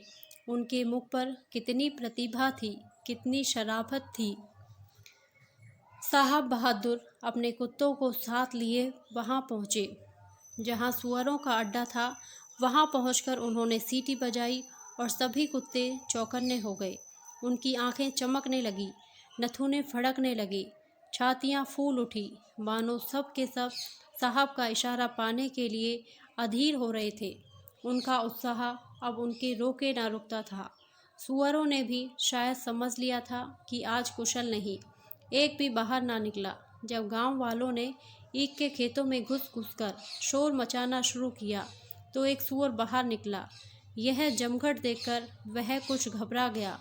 शायद देख रहा था कि किसी तरफ से भाग निकलने का मौका है या नहीं। एकाएक साहब के कुत्ते उस पर टूट ही पड़े। देखते देखते सुअरों का काम तमाम हो गया। उनकी यह बहादुरी देखकर लोग वाह वाह करने लगे। मेरे मुंह से भी निकल गया, शाबाश भाइयों, सच्चे मर्द तुम ही हो। अब मेरे दिल में भी उमंग उठी। सोचा एक ना एक दिन तो मरना है, आज कुछ कर दिखाना चाहिए। आपस में लड़कर या आदमियों के डंडे खाकर मर जाने में कौन सी बहादुरी है। मैदान में मर भी जाऊंगा तो नाम तो रह जाएगा। इन कुत्तों को भी मालूम हो जाए कि इस गांव में कोई वीर है। इतने में एक दूसरा सुअर सामने आता दिखाई दिया। विलायती कुत्ते दौड़े, साथ ही मैं भी चला। वे सब चाहते थे कि पहले हम शिकार तक पहुँचे। मैं चाहता था मैं पहुँचूं। हम सभी जी तोड़ कर दौड़े और कुछ ऐसा संयोग हुआ कि सूअर पर पहला बार मेरा ही हुआ। शेष सब कुत्ते पीछे रह गए। अगर सूअर डटकर खड़ा हो जाता तो शायद मुझे भागना ही पड़ता, मगर हम लोगों को देखकर कुछ ऐसा घबराया कि सीधा भागा। फिर क्या था, हमने उसे पीछे से नोचना शुरू कर दिया। सब के सब कुछ इस तरह चिपटे कि उसे मार कर ही छोड़ा। अब लोगों को भी मालूम हुआ कि मुझ में भी जीवट है। साहब भी खुश हुए। उन्होंने मुझे बुलाकर मेरा सिर थपथपाया। पंडित जी भी साहब के पास ही खड़े थे। मेरा सम्मान देखकर खिल उठे। साहब ने पूछा, वेल, यह किसका कुत्ता है? पंडित जी ने हाथ जोड़कर कहा, हुजूर, यह मेरे ही यहाँ रहता है। साहब, आपका कुत्ता बड़ा बहादुर है। पंडित जी ने कहा, सरकार का इकबाल है। बात पूरी भी ना निकल पाई थी कि एकाएक तीसरा सूअर निकला और साहब पर झपटा। साहब के हाथ पांव फूल गए। यदि एक क्षण की और देरी होती तो सूअर उन्हें जरूर मार डालता। उनके हाथ में बंदूक तो थी, पर वह ऐसे घबरा गए थे कि उसे चला ना सकते थे। मैंने देखा कि मामला नाजुक है। अन्य कुत्ते दूर थे, मैं वहाँ अकेला ही खड़ा था। सूअर से भिड़ना जान जोखिम था, पर साहब की प्राण रक्षा करना जरूरी था। मैंने पीछे से लपककर सूअर की टांग पकड़ ली। उसका पीछे फिरना था कि साहब संभल गए और बंदूक चलाई। सूअर तो गिर पड़ा, लेकिन मुझे बुरी तरह घायल कर गया। घंटों होश न रहा कि कहाँ हूँ। जब होश आया तो देखा कि मैं रुई के गद्दे पर लेटा हुआ हूँ और 2-3 आदमी मेरे घावों को धो रहे हैं। साहब के बंगले पर मुझे ऐसी ऐसी चीज़ें खाने को मिलने लगी जिनका ख्याल मुझे स्वप्न में भी ना था। पहले कभी कभी सौभाग्य से कोई हड्डी मिल जाती थी, अब दोनों वक्त ताज़ा मांस खाने को मिलता। कभी कभी दूध भी मिल जाता। खान सामा रोज़ साबुन लगा कर नहलाता। पहले तो मुझे साबुन का नाम भी नहीं मालूम था, क्योंकि पंडित जी के यहाँ साबुन लगाने का रिवाज न था। अब जब साहब नौकर से कहते, कल्लू को सोप से नहलाओ, तो वह कोई टिकिया सी चीज़ लेकर मेरे गीले बदन पर रगड़ता। उस वक्त मेरे बदन से सफ़ेद फैन निकलने लगता, ठीक वैसा ही जैसा दूध का फैन होता है। उस फैन से ऐसी खुशबू निकलती थी कि जी खुश हो जाता था। साहब शाम के वक्त मुझे मोटर पर बिठाकर हवा खिलाने ले जाते। मैम साहब भी साथ होती। उस वक्त उनकी बात तो मेरी समझ में ना आती, लेकिन बार बार कल्लू का नाम सुनकर समझ जाता कि मेरी ही चर्चा हो रही है। मेम साहब कभी कभी मुझे गोद में उठा लेती और मेरा मुंह चूमती। उस समय मुझे कितना आनंद मिलता था, कह नहीं सकता। मैं भी पूँछ हिलाता और उनकी गर्दन से लिपट जाता। अगर वह मेरी बोली समझ सकती तो उन्हें मालूम हो जाता कि हम लोग प्यार का जवाब देने में आदमी से कम नहीं हैं। कुछ दिन मुझे पंडित जी की याद बराबर सताती रही, लेकिन धीरे धीरे सारी पिछली बातें भूल गई। सुख में दुख की बातें किसे याद रहती हैं। एक दिन शाम के वक्त हम लोग सैर करने जा रहे थे तो क्या देखता हूँ कि बेचारे पंडित जी चले आ रहे हैं। पंडित जी को देखते ही मुझे पिछले दिन याद आ गए। मोटर से कूद पड़ा और उनके पैर पर मुंह रखकर पूंछ हिलाने लगा। पंडित जी ने मेरे सिर पर हाथ फेरा तो मैंने देखा कि उनकी आंखें डबडबा आई हैं। उनके मुंह पर धूल जमी हुई थी, होंठ सूख गए थे और पैरों पर मानो गर्द जमी हुई थी। कपड़े मैले हो गए थे। मुझे उन पर दया आ रही थी। साहब ने पूछा, वेल पंडित जी, हैं तो अच्छी तरह? पंडित, सरकार की दया है। साहब, क्या काम है? पंडित, हुजूर, अपने कल्लू को देखने आया हूँ। सरकार, क्या कहूँ, जब से यह यहाँ चला आया है मेरे दुर्दिन आ गए हैं। एक क्षण के लिए भी इसकी सुध नहीं भूलती। इसकी जगह खाली देखकर रोया करता हूँ। सरकार, यह मेरे घर का रक्षक था, मुझ पर दया कीजिए। साहब, तो क्या चाहता है? पंडित, यही चाहता हूँ कि सरकार कल्लू को अब मुझे दे दें। परमात्मा आपका कल्याण करेगा। इसके बिना मैं कहीं का नहीं रहूँगा। साहब, ओ पंडित, तुम बड़ा मक्कार करता है। हम यह कुत्ता तुमको नहीं दे सकता। इसके बदले में मेरा कोई विलायती कुत्ता ले जाओ। मैं इस समय बड़ी दुविधा में था। पंडित जी का प्रेम देखकर इच्छा थी कि इन्हीं के साथ चलूं, पर यहाँ के सुखों की याद करके जी कुछ हिचक जाता था। साहब ने नहीं कर दी तो पंडित जी निराश होकर बोले, जैसी सरकार की मर्जी। अब कल्लू ही नहीं तो विलायती कुत्ता लेकर मैं क्या करूँगा। यह कहकर पंडित जी रो पड़े। उस समय मैंने निश्चय किया कि यहाँ रहते हुए भी मैं पंडित जी के घर की रक्षा करने के लिए रोज चला जाया करूँगा।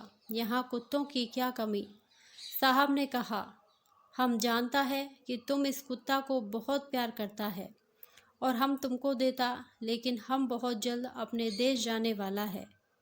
हाँ, तुम इसका जो दाम मांगो वह हम दे सकता है।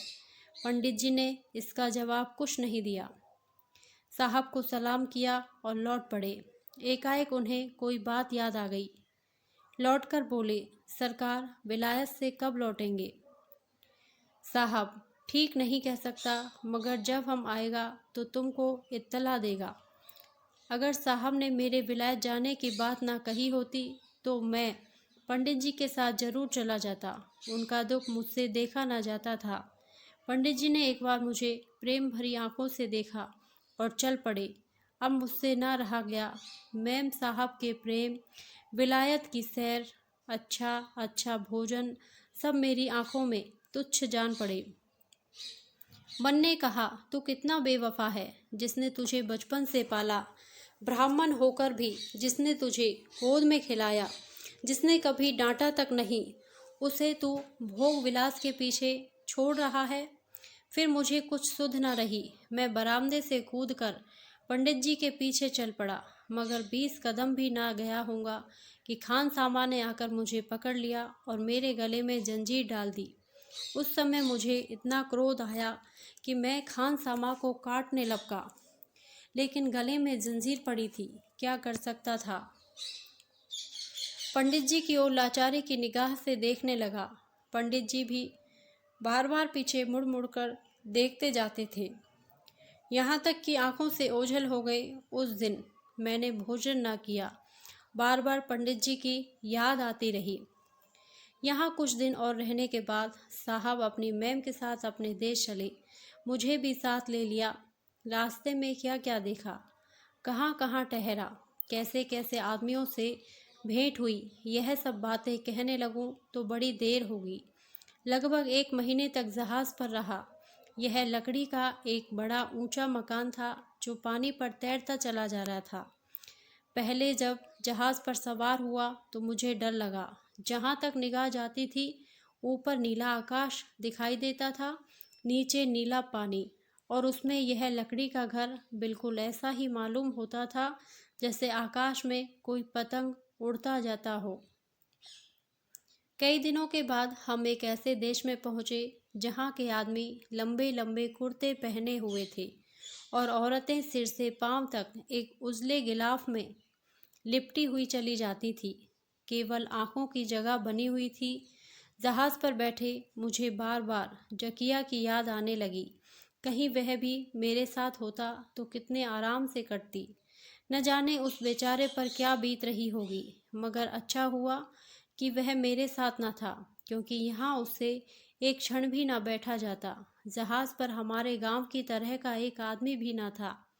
सब के सब हमारे साहब की तरह थे। एक दिन की बात सुनिए। रात का समय था। मैं फर्श पर लेटा हुआ था कि एकाएक मुझे ऐसा मालूम हुआ कमरे में कोई गा रहा है। वहाँ कोई आदमी ना था। मैं चौंक कर उठ बैठा और इधर उधर देखने लगा, पर कोई ना दिखाई दिया। अब मुझसे चुप ना रहा गया, जोर जोर से भौंकने लगा। मैम साहब और साहब दोनों मेरा भौंकना सुनकर जाग पड़े और मुझे चुप करने की कोशिश करने लगे। उन्हें देखकर मेरी शंका दूर हुई, लेकिन अब भी मेरी समझ में यह बात नहीं आई कि कौन गा रहा था। इसी तरह एक दिन दूसरी घटना हो गई।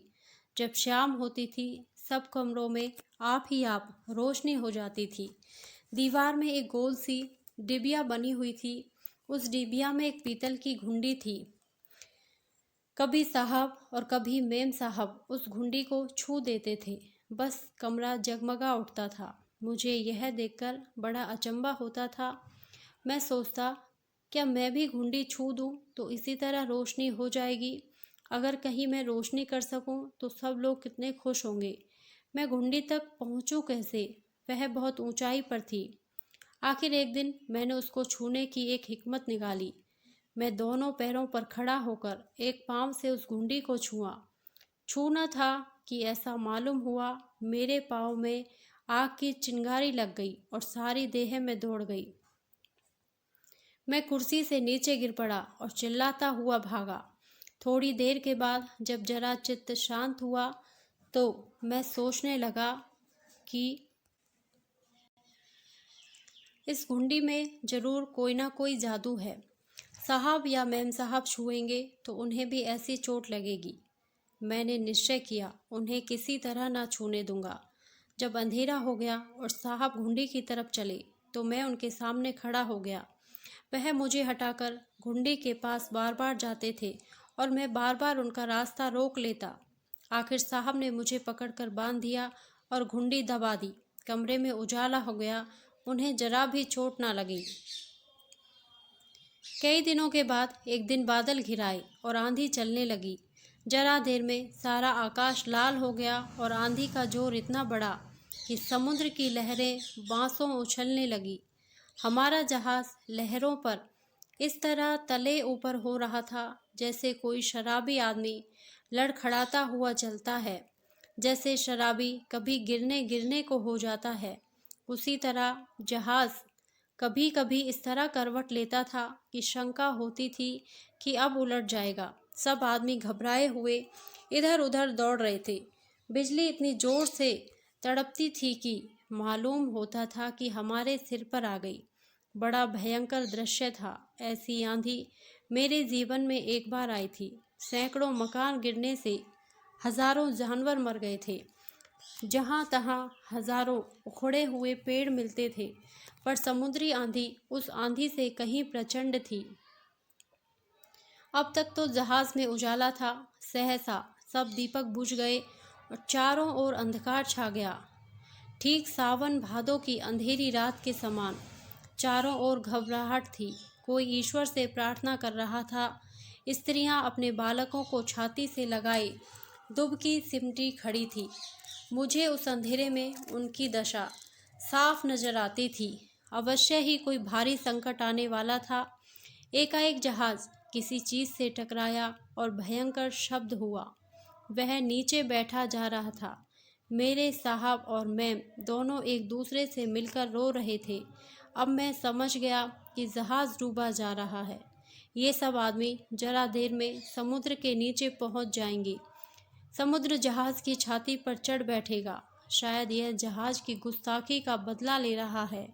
जहाज के कान होते तो मैं कहता, तुम अपनी विजय पर कितना घमंड कर रहे थे। कैसे घमंड टूट गया। अपने साथ इतने आदमियों को ले डूबे। अपने साहब और मैम के लिए मेरा कलेजा फटा जा रहा था। कैसे उन्हें बचाऊं। अगर दोनों जनों को पीठ पर बैठा सकता तो बिठाकर समुद्र में कूद पड़ता, कहीं तो जा पहुंचता। क्या उस पहाड़ पर जिसने जहाज का घमंड तोड़ा था हमें आश्रय ना मिलेगा? लेकिन क्या मैं उन दोनों को पकड़कर उठा ना सकता था? मैं अपने स्वामी को ढाढ़स देना चाहता था।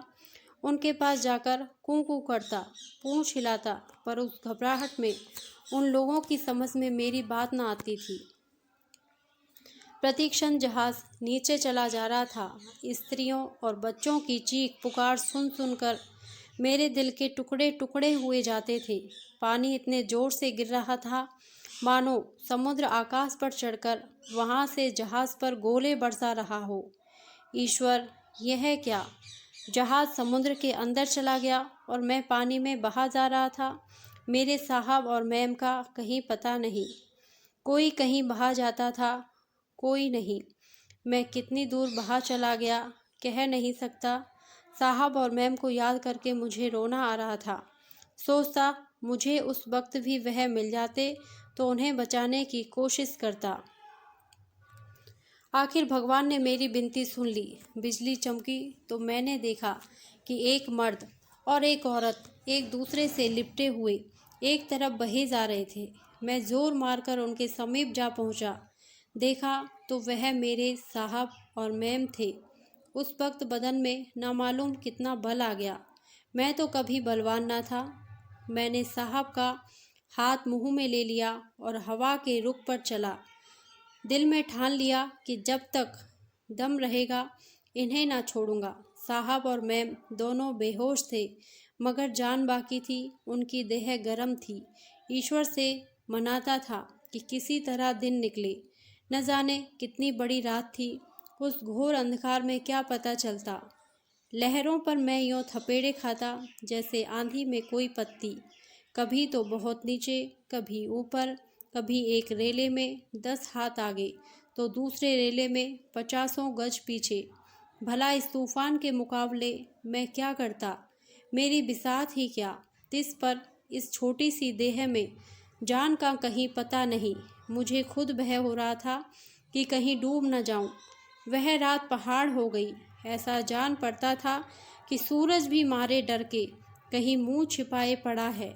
देह इतनी बेदम होती जा रही थी कि जान पड़ता था अब प्राण ना बचेंगे। अगर साहब और मैम का ख्याल ना होता तो मैं अपने को लहरों की दया पर छोड़ देता और लहरें 1 मिनट में मुझे निगल जाती। सबसे ज़्यादा भय जल जंतुओं का था। प्राण जैसे आंखों में थे। क्षण क्षण पर मालूम होता था अब मरे। कह नहीं सकता यह दशा कितनी देर रही। कम से कम 4-5 घंटे जरूर रही होगी। आखिर हवा का जोर कम होने लगा। लहरों के थपेड़े भी कुछ कम हुए और कुछ कुछ प्रकाश होने लगा। मेरी हिम्मत बंध गई। आकाश पर बादल भी कुछ छटने लगे। कुछ दूरी पर भेड़ों का झुंड दिखाई दिया। जरूर कोई टापू है। मेरा दिल खुशी से उछलने लगा। मैं उन्हीं भेड़ों की ओर चला। अब मैंने देखा कि साहब और मैं एक रेशमी चादर से बंधे हुए हैं। इसी से अब तक लिपटे हुए थे। एकाएक मुझे एक छोटी सी नाव दिखाई दी। उस पर 2-3 भयानक काली जंगली सूरत वाले आदमी बैठे हुए थे। उनका रंग कोयले की तरह काला था। मुंह लाल रंग से रंगे हुए थे। उनके सिर पर पत्तियों के ऊंचे टोप थे। वे केवल चमड़े के जांघिए पहने हुए थे। उनके पास एक एक भाला था। मैं उन्हें देखकर डर गया और उस वक्त भी भौंक उठा। हम लोगों को देखते ही वे हमारी तरफ लपके और हम तीनों को अपनी डोंगी में बिठा लिया। मैं मारे डर से सूखा जाता था, पर करता क्या। अगर डोंगी में ना बैठता तो आधे घंटे में डूबकर मर जाता, क्योंकि मेरे हाथ पांव में ताकत ना थी। नाव के एक कोने में खड़ा होकर थर थर कांपने लगा। फिर भी पूंछ हिलाता जाता था कि वे सब मुझे भालों से मार न डालें। ऐसे काले भयंकर आदमी मैंने कहीं न देखे थे। उन लोगों ने डोंगी में बिठाकर पेड़ों की झुंड की तरफ नाव चलाई। जरूर वहां आदमी रहते होंगे। कोई घंटे भर में डोंगी वहां पहुंच गई। समुद्र के किनारे एक ऊंचा पहाड़ था। उसके ऊपर के पेड़ नजर आते थे। पहाड़ के नीचे एक जगह नाव रुकी। उन्होंने उसे एक पेड़ से बांध दिया और साहब और मैम को उतारकर जमीन पर ले गए। उन्हें देखते ही वैसी ही सूरतों की कई औरतें निकल आई और सभी ने खुश होकर चिल्लाना शुरू किया। फिर साहब और मैम को उठाता और गांव में चले। कुछ ऊंचाई पर चढ़कर कई झोंपड़ियां बनी हुई थी। यही उनका गांव था। हम ज्यों ही वहां पहुंचे, सैकड़ों आदमियों ने मुझे घेर लिया और मैम और साहब के कंधे पकड़कर हिलाने लगे। कोई उनकी नाक दबाता था, कोई उनकी छाती पर सवार होकर घुटनों से कुचलता था। मैं डर के मारे दुबका खड़ा था। आवाज़ निकालने की हिम्मत ना पड़ती थी।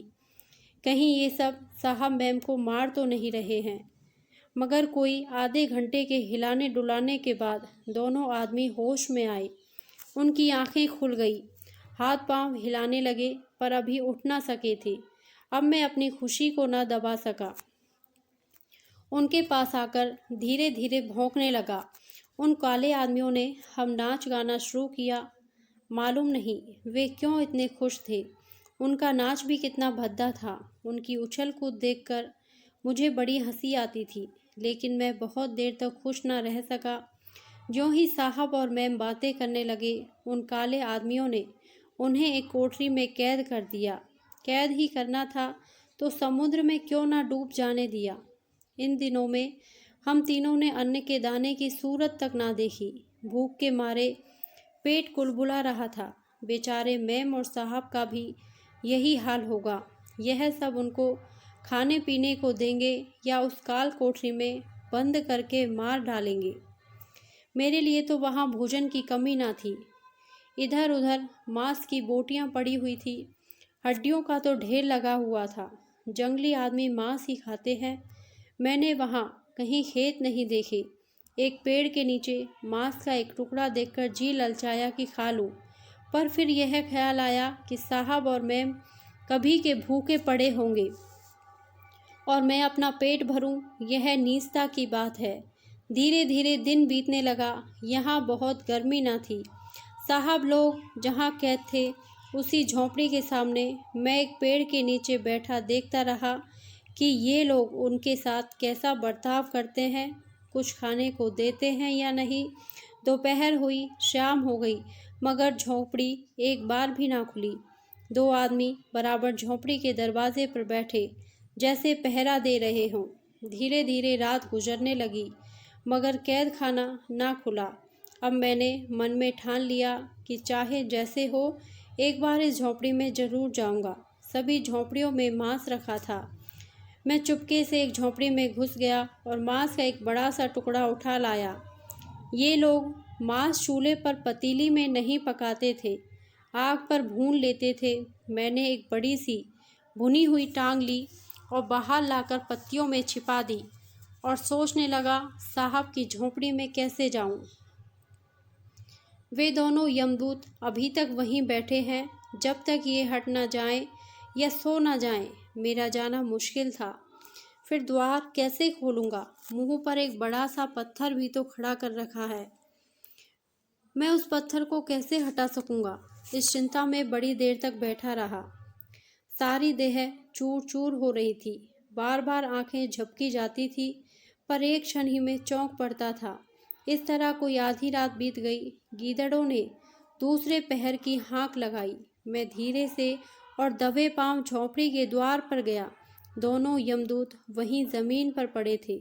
उनकी नाक जोर जोर से बज रही थी। कोई दूर से सुनता तो जान पड़ता दो बिल्लियां लड़ रही हैं। मैं जान पर खेलकर उस पत्थर को खिसकाने लगा। पूरी चट्टान थी, कितना ही जोर पंजों से लगाता, पर वह जगह से हिलती तक ना थी। उधर डर भी लगा हुआ था कि जरा भी खटका हुआ तो ये दोनों जाग पड़ेंगे और शायद मुझे जीता ना छोड़ें। मैं सोचने लगा, आखिर इतनी बड़ी और भारी चट्टान ये कैसे हटा लेते हैं। अब तक मैं उसे उठाने की कोशिश कर रहा था। अब मुझे यह सूझी कि चट्टान को लंबान में ढकेल दूं, शायद खिसक जाए। ज्यों ही मैंने भरपूर जोर लगाया, चट्टान जरा सी आगे को खिसक गई। बस उसकी कल मुझे मिल गई। कई बार के ढकेलने से चट्टान द्वार से हट गई। बाईं ओर ऐसी चीज़ लगी थी जिससे वह दाहिने बाहीं की ओर ना हिल सकती थी, सीधे सीधे खिसक सकती थी। पत्थर हटते ही मैंने धीरे से द्वार खोला, जाकर गोश्त का टुकड़ा लाया, झोंपड़ी के अंदर पहुंचा। देखा साहब और मैं जमीन पर बेदम पड़े थे। मैंने उनके पैरों को मुंह से चाट कर जगाया। दोनों घबराकर उठ बैठे और मारे डर के कोने की तरफ भागे, मगर कूं कूं किया तो समझ गए कल्लू है। दोनों मेरे गले से लिपट गए और मेरा सिर थपथपाकर प्यार करने लगे। मैंने मांस का टुकड़ा साहब के हाथ में रख दिया। उसकी गंध पाते ही वे खाने लगे। उस वक्त मुझे जितना आनंद हो रहा था, कह नहीं सकता। दोनों खाते जाते थे और बार बार मुझे प्यार करते जाते। जब वे खा चुके तो बचा हुआ टुकड़ा मुझे दे दिया। मैंने उसे वहीं खाया। अब पानी कहाँ से आवे? खाने के बाद पानी पीने की आदत मेरी तो ना थी, मगर आदमी तो खाते समय थोड़ा बहुत पानी जरूर ही पीते हैं। उस वक्त मुझे यह बात याद आई। मैं बाहर निकला और पानी की तलाश करने लगा। वहाँ उस झोंपड़ी के सिवा और किसी झोंपड़ी में किवाड़ न थे। झोंपड़ियाँ खुली थी, लोग उनके द्वार पर सो रहे थे। मैं एक झोंपड़ी में घुस गया और पानी के लिए कोई बर्तन खोजने लगा। मिट्टी या दूध के बर्तन वहाँ न थे। जानवरों की बड़ी खोपड़ियों में पानी रखा था। छोटी छोटी खोपड़ियों में पानी निकालकर लोग पीते थे। मैंने भी एक छोटी खोपड़ी पानी से भरी और उसे दांतों से दबाए साहब के पास पहुंचा। दोनों पानी देखते ही उस पर टूट पड़े और एक ही सांस में पी गई। मैं खोपड़ी लेकर फिर गया और पानी भर लाया। इस तरह 5-6 बार के आने जाने में मालिकों की प्यास बुझी। दोनों को खिला पिलाकर मैं धीरे से निकल आया और द्वार बंद कर फिर चट्टान को ज्यों का त्यों खिसका दिया। मैं चाहता तो मालिकों को भी उसी तरह निकाल लाता, पर जाता कहाँ। बेगाने देश में रात को कहाँ भटकते फिरते। ये काले आदमी फिर पकड़ लेते तो जान लेकर ही छोड़ते। इसलिए जब तक उस देश को अच्छी तरह देखभाल कर निकल भागने का मार्ग ना निकाल लूँ, मैंने उनका यहीं पड़े रहना अच्छा समझा। यही मेरा रोज का दस्तूर हो गया। मैं दिन भर इधर उधर देखभाल करता, रात को साहबों को खिलाता पिलाता और सो रहता। कोई मुझे पकड़ ना सकता था, ना कोई भांप ही सकता था। मैंने इस वक्त तक कभी चोरी नहीं की थी, लेकिन इस चोरी को मैं पाप नहीं समझता। अगर मैं ऐसा ना करता तो साहब मैम जरूर भूखों मर जाते।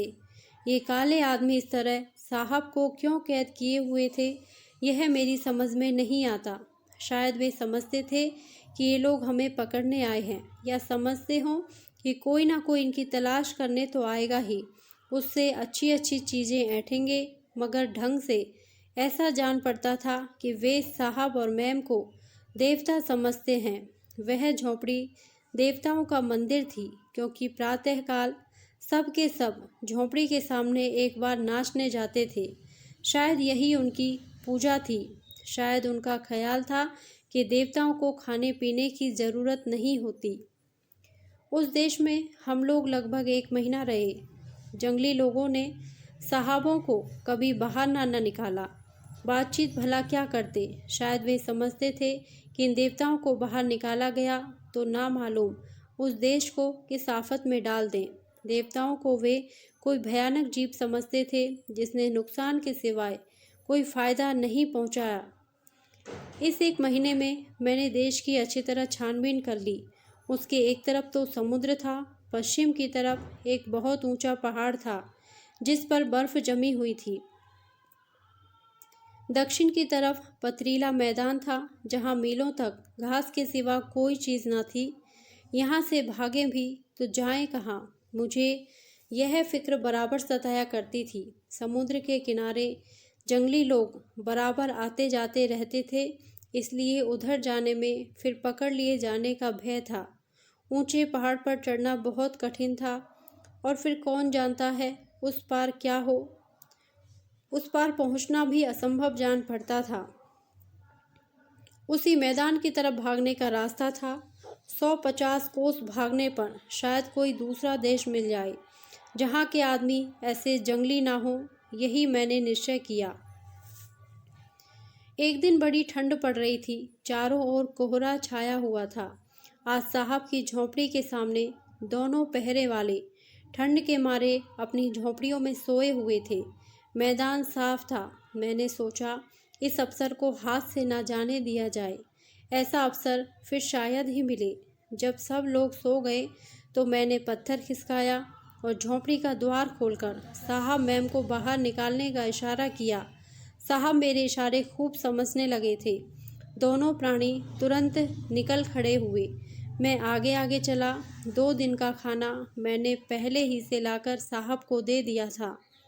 इसकी चिंता ना थी, बस फिक्र यही थी कि हम लोगों को यहाँ ना पाकर वे जंगली आदमी हमारा पीछा ना करें।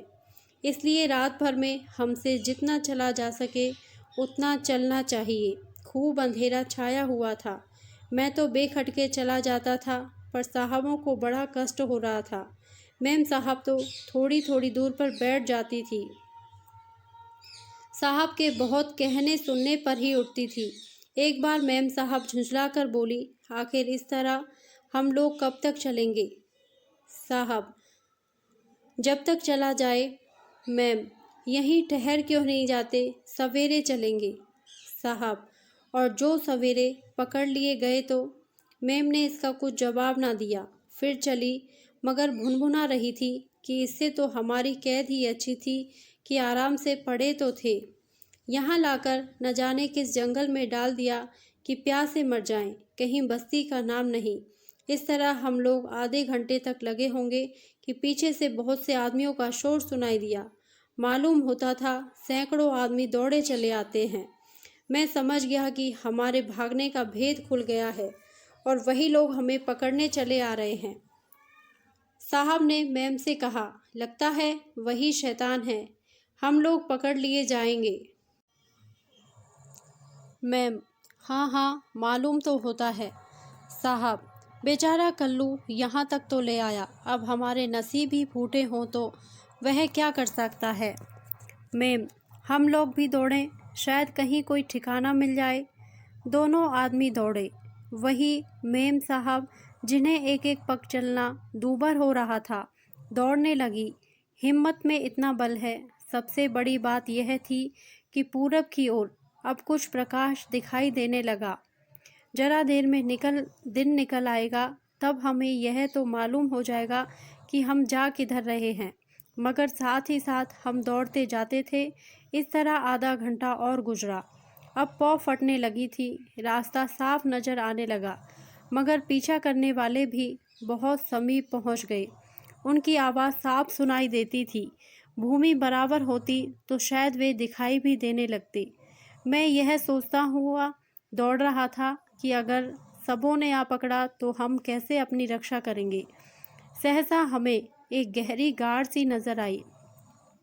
मैंने सोचा इस गार में छिप जाएं और उसके मुंह को घास फूस से छिपा दें तो शायद उन काले आदमियों से जान बच जाए।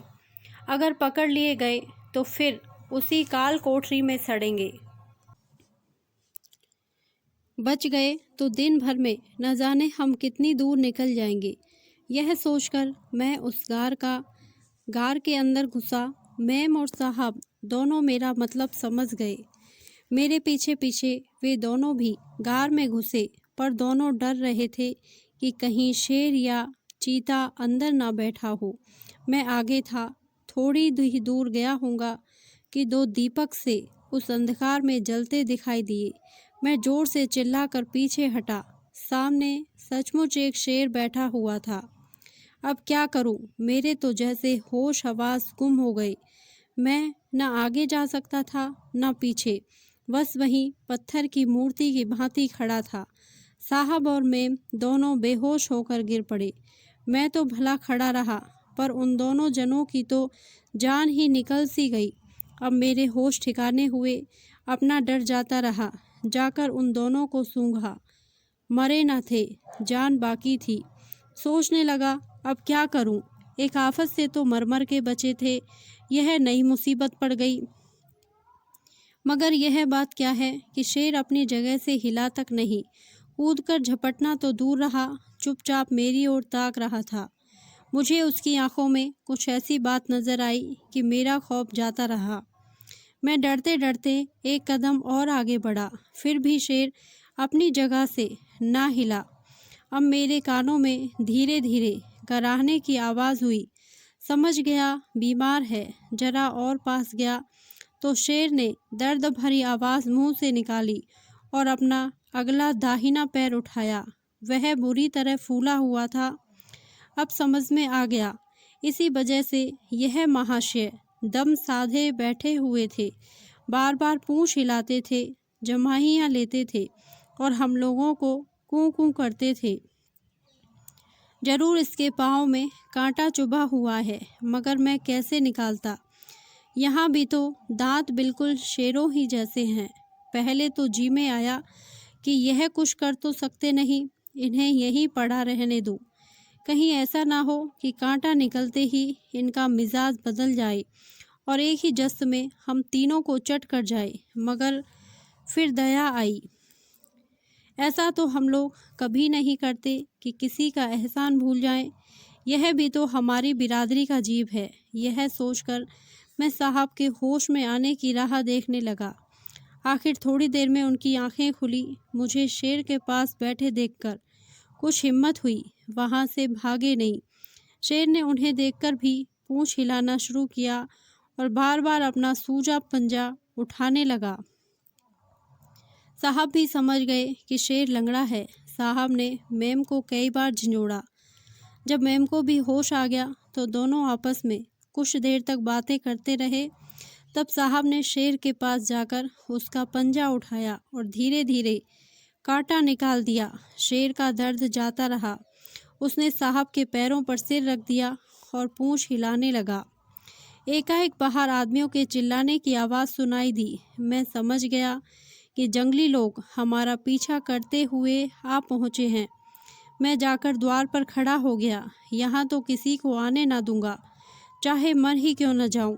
मैं द्वार पर आया ही था कि 10-12 आदमी लंबे लंबे भाले लिए, मुंह पर लाल रंग लगाए, सामने आ खड़े हुए और मुझे देखते ही तालियां बजाकर खुश होने लगे।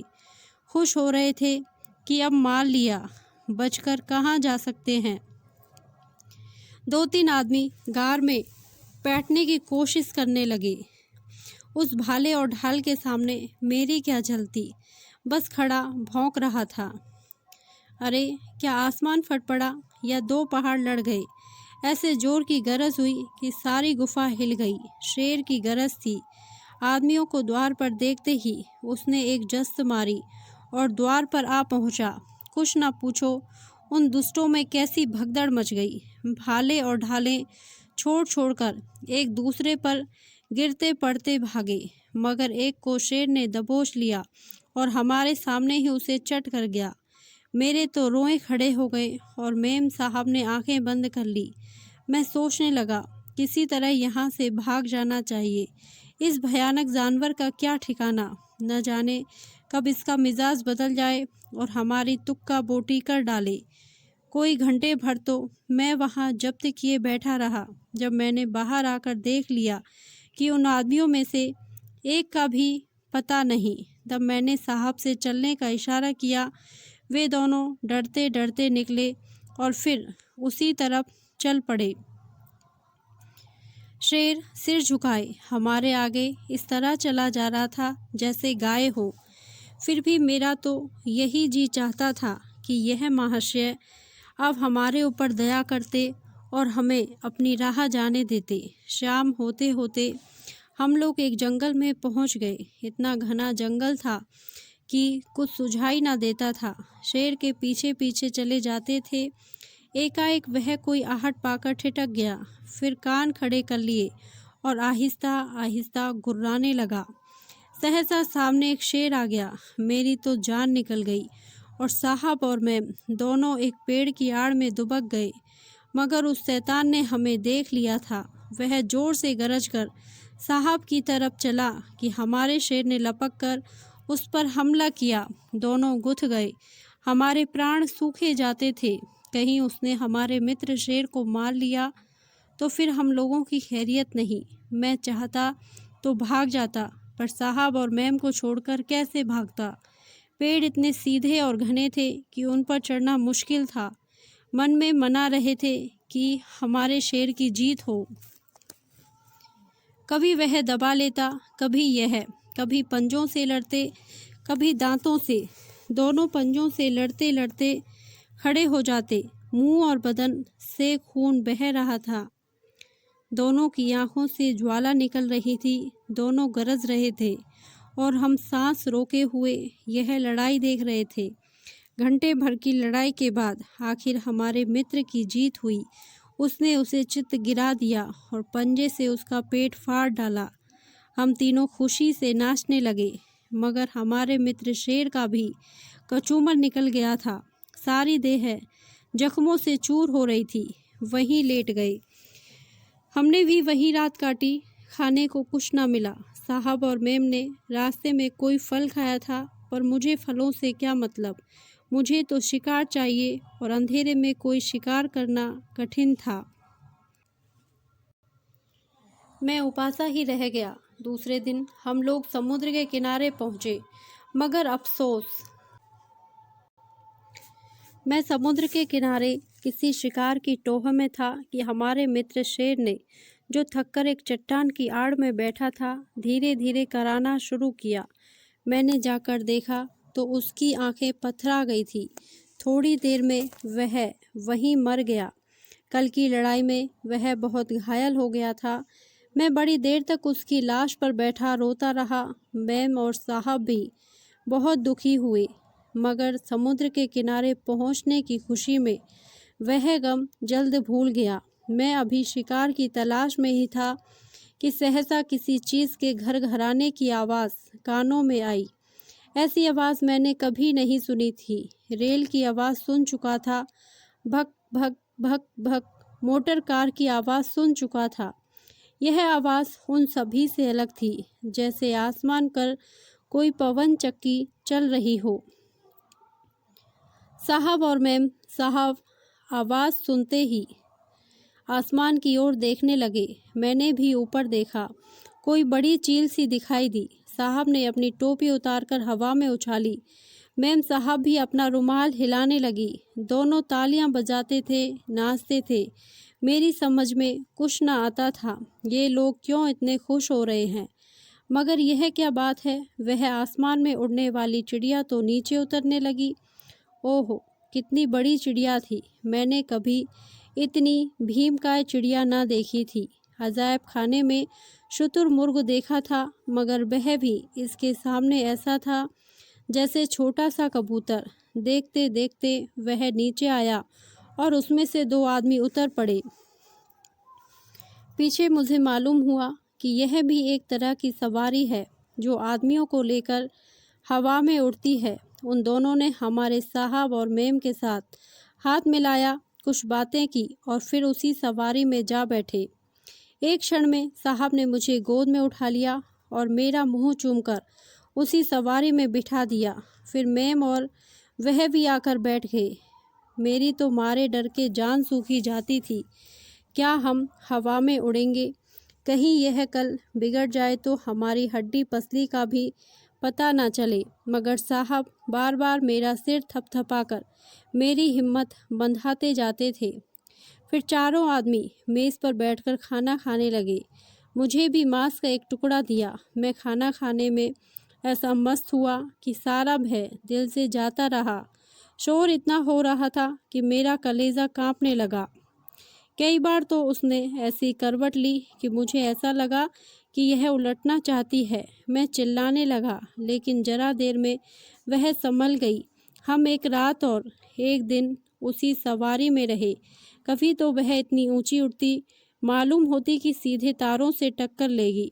साहब और मैं दोनों सो रहे थे, लेकिन मुझे नींद कहाँ। मैं तो बराबर भगवान भगवान कर रहा था कि किसी तरह वह संकट टले। दूसरे दिन प्रातःकाल बड़े जोर का तूफान आया। यह यंत्र भंवर में पड़ी हुई किस्ती के समान चक्कर खाने लगा। बिजली इतने जोर से कड़कती थी कि जान पड़ता था सिर पर गिरी। चमक इतनी तेज थी कि आंखें झपक जाती थी। यंत्र कभी दाएं करवट हो जाता, कभी बाएं, कभी कभी तो उसके पंख रुक जाते और जान पड़ता वह नीचे की ओर गिरा जा रहा है। चारों आदमी घबराए हुए थे और ईश्वर ईश्वर कर रहे थे। मेम साहब तो आँखों पर रुमाल रखे रो रही थी। घबराया मैं भी कुछ कम न था, मगर मेम साहब के रोने पर मुझे हंसी आ गई। पूछो उनके रोने से क्या तूफान चला जाएगा? वह समय रोने का नहीं, दिल को मजबूत करके खतरे का सामना करने का था। लेकिन समझाता कौन? आखिर 1 घंटे में अंधड़ शांत हो गया और यंत्र सीधा चलने लगा। दोपहर होते होते वह एक बड़े मैदान में उतरा जहां झंडियां गड़ी हुई थी और उसी तरह के कई और यंत्र रखे हुए थे। साहब ने मुझे गोद में लेकर उतारा और एक मोटर कार पर बैठकर चले। अब मैंने देखा तो हम साहब के बंगले की ओर जा रहे थे। मेरे कितने ही दोस्त पुरानी सड़कों पर घूमते नजर आए। मेरा जी चाहता था इनके पास जाकर गले मिलूं, उनका कुशल क्षेम पूछूं और अपनी यात्रा का वृतांत सुनाऊं, लेकिन मोटर भागी जा रही थी। एक क्षण में हम बंगले पर पहुंचे। मैं अभी नींद भी ना लेने पाया था कि नौकर ने आकर मुझे नहलाना शुरू कर दिया।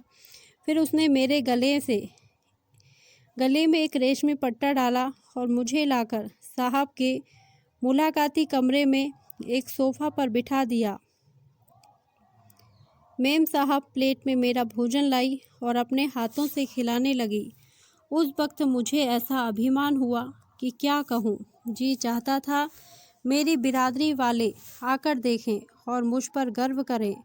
मुझ में कोई सुर्खाव के पर नहीं लग गए, पर मैं आज भी वही कल्लू हूँ, वही कमज़ोर मरियल कल्लू। मगर मैंने अपने कर्तव्य पालन में कभी चूक नहीं की, सच्चाई को कभी हाथ से नहीं जाने दिया, मैत्री को हमेशा निभाया और एहसान कभी नहीं भूला। अवसर पड़ने पर खतरों का निडर होकर हथेली पर जान रखकर सामना किया। जो कुछ सत्य समझा उसकी रक्षा में प्राण तक देने को तैयार रहा, और उसी की बरकत है कि मैं आज इतना स्नेह और आनंद पा रहा हूँ। दूसरे दिन मैंने देखा कि कमरे के द्वार पर पर्दा डाल दिया गया है और वहाँ एक चपरासी बिठा दिया गया है। शहर के बड़े बड़े आदमी मुझे देखने आ रहे हैं और मुझ पर फूलों की वर्षा कर रहे हैं। अच्छे अच्छे जेंटलमैन कोट पतलून पहने, अच्छी अच्छी महिलाएं गाउन और हैट से सुशोभित, बड़े बड़े सेठ साहूकार, बड़े बड़े घरों की देवियां, स्कूलों और कॉलेजों के लड़के, फौजी के सिपाही, सभी आकर मुझे देखते हैं और मेरी प्रशंसा करते हैं। कोई फूल चढ़ाता है, कोई दंडौत करता है, कोई हाथ जोड़ता है। शायद सब समझ रहे हैं यह कोई देवता है और इस रूप में संसार का कल्याण करने आया है। जेंटलमैन लोग देवता का अर्थ तो ना समझते थे, पर कोई गैर मामूली चमत्कारी जीव अवश्य समझ रहे थे। कई देवियों ने तो मेरे पांव भी छुए। मुझे उनकी मूर्खता पर हंसी आ रही थी। आदमियों में भी ऐसे ऐसे अकल के अंधे मौजूद हैं। दिन भर तो यही लीला होती रही। शाम को मैं अपने जन्म स्थल की ओर भागा, मगर ज्यों ही नज़दीक पहुंचा कि मेरे भाइयों का एक गोल मुझ पर झपटा। अभागे शायद यह समझ रहे थे कि मैं उनकी हड्डियां छीनने आया हूँ।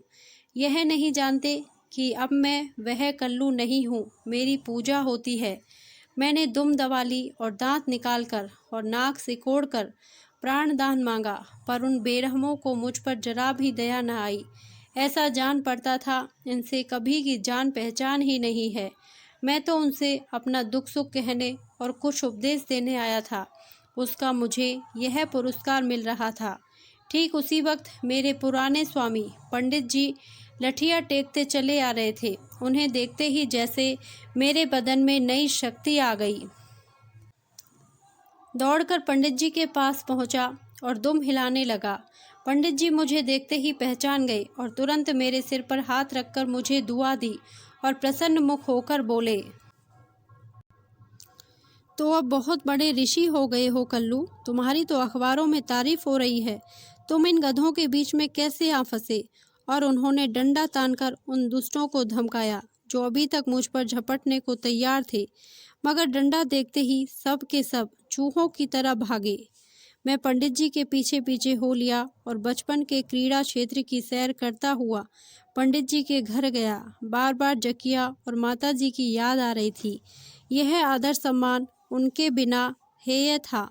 पंडित जी के घर में मेरा पहुंचना था कि पंडिताई ने दौड़कर मुझे हाथ जोड़े। जरा देर में मोहल्ले में मेरे आने की खबर फैल गई। फिर क्या था, लोग दर्शनों को आने लगे और कईयों ने तो मुझ पर पैसे और रुपये और मिठाइयाँ चढ़ाई।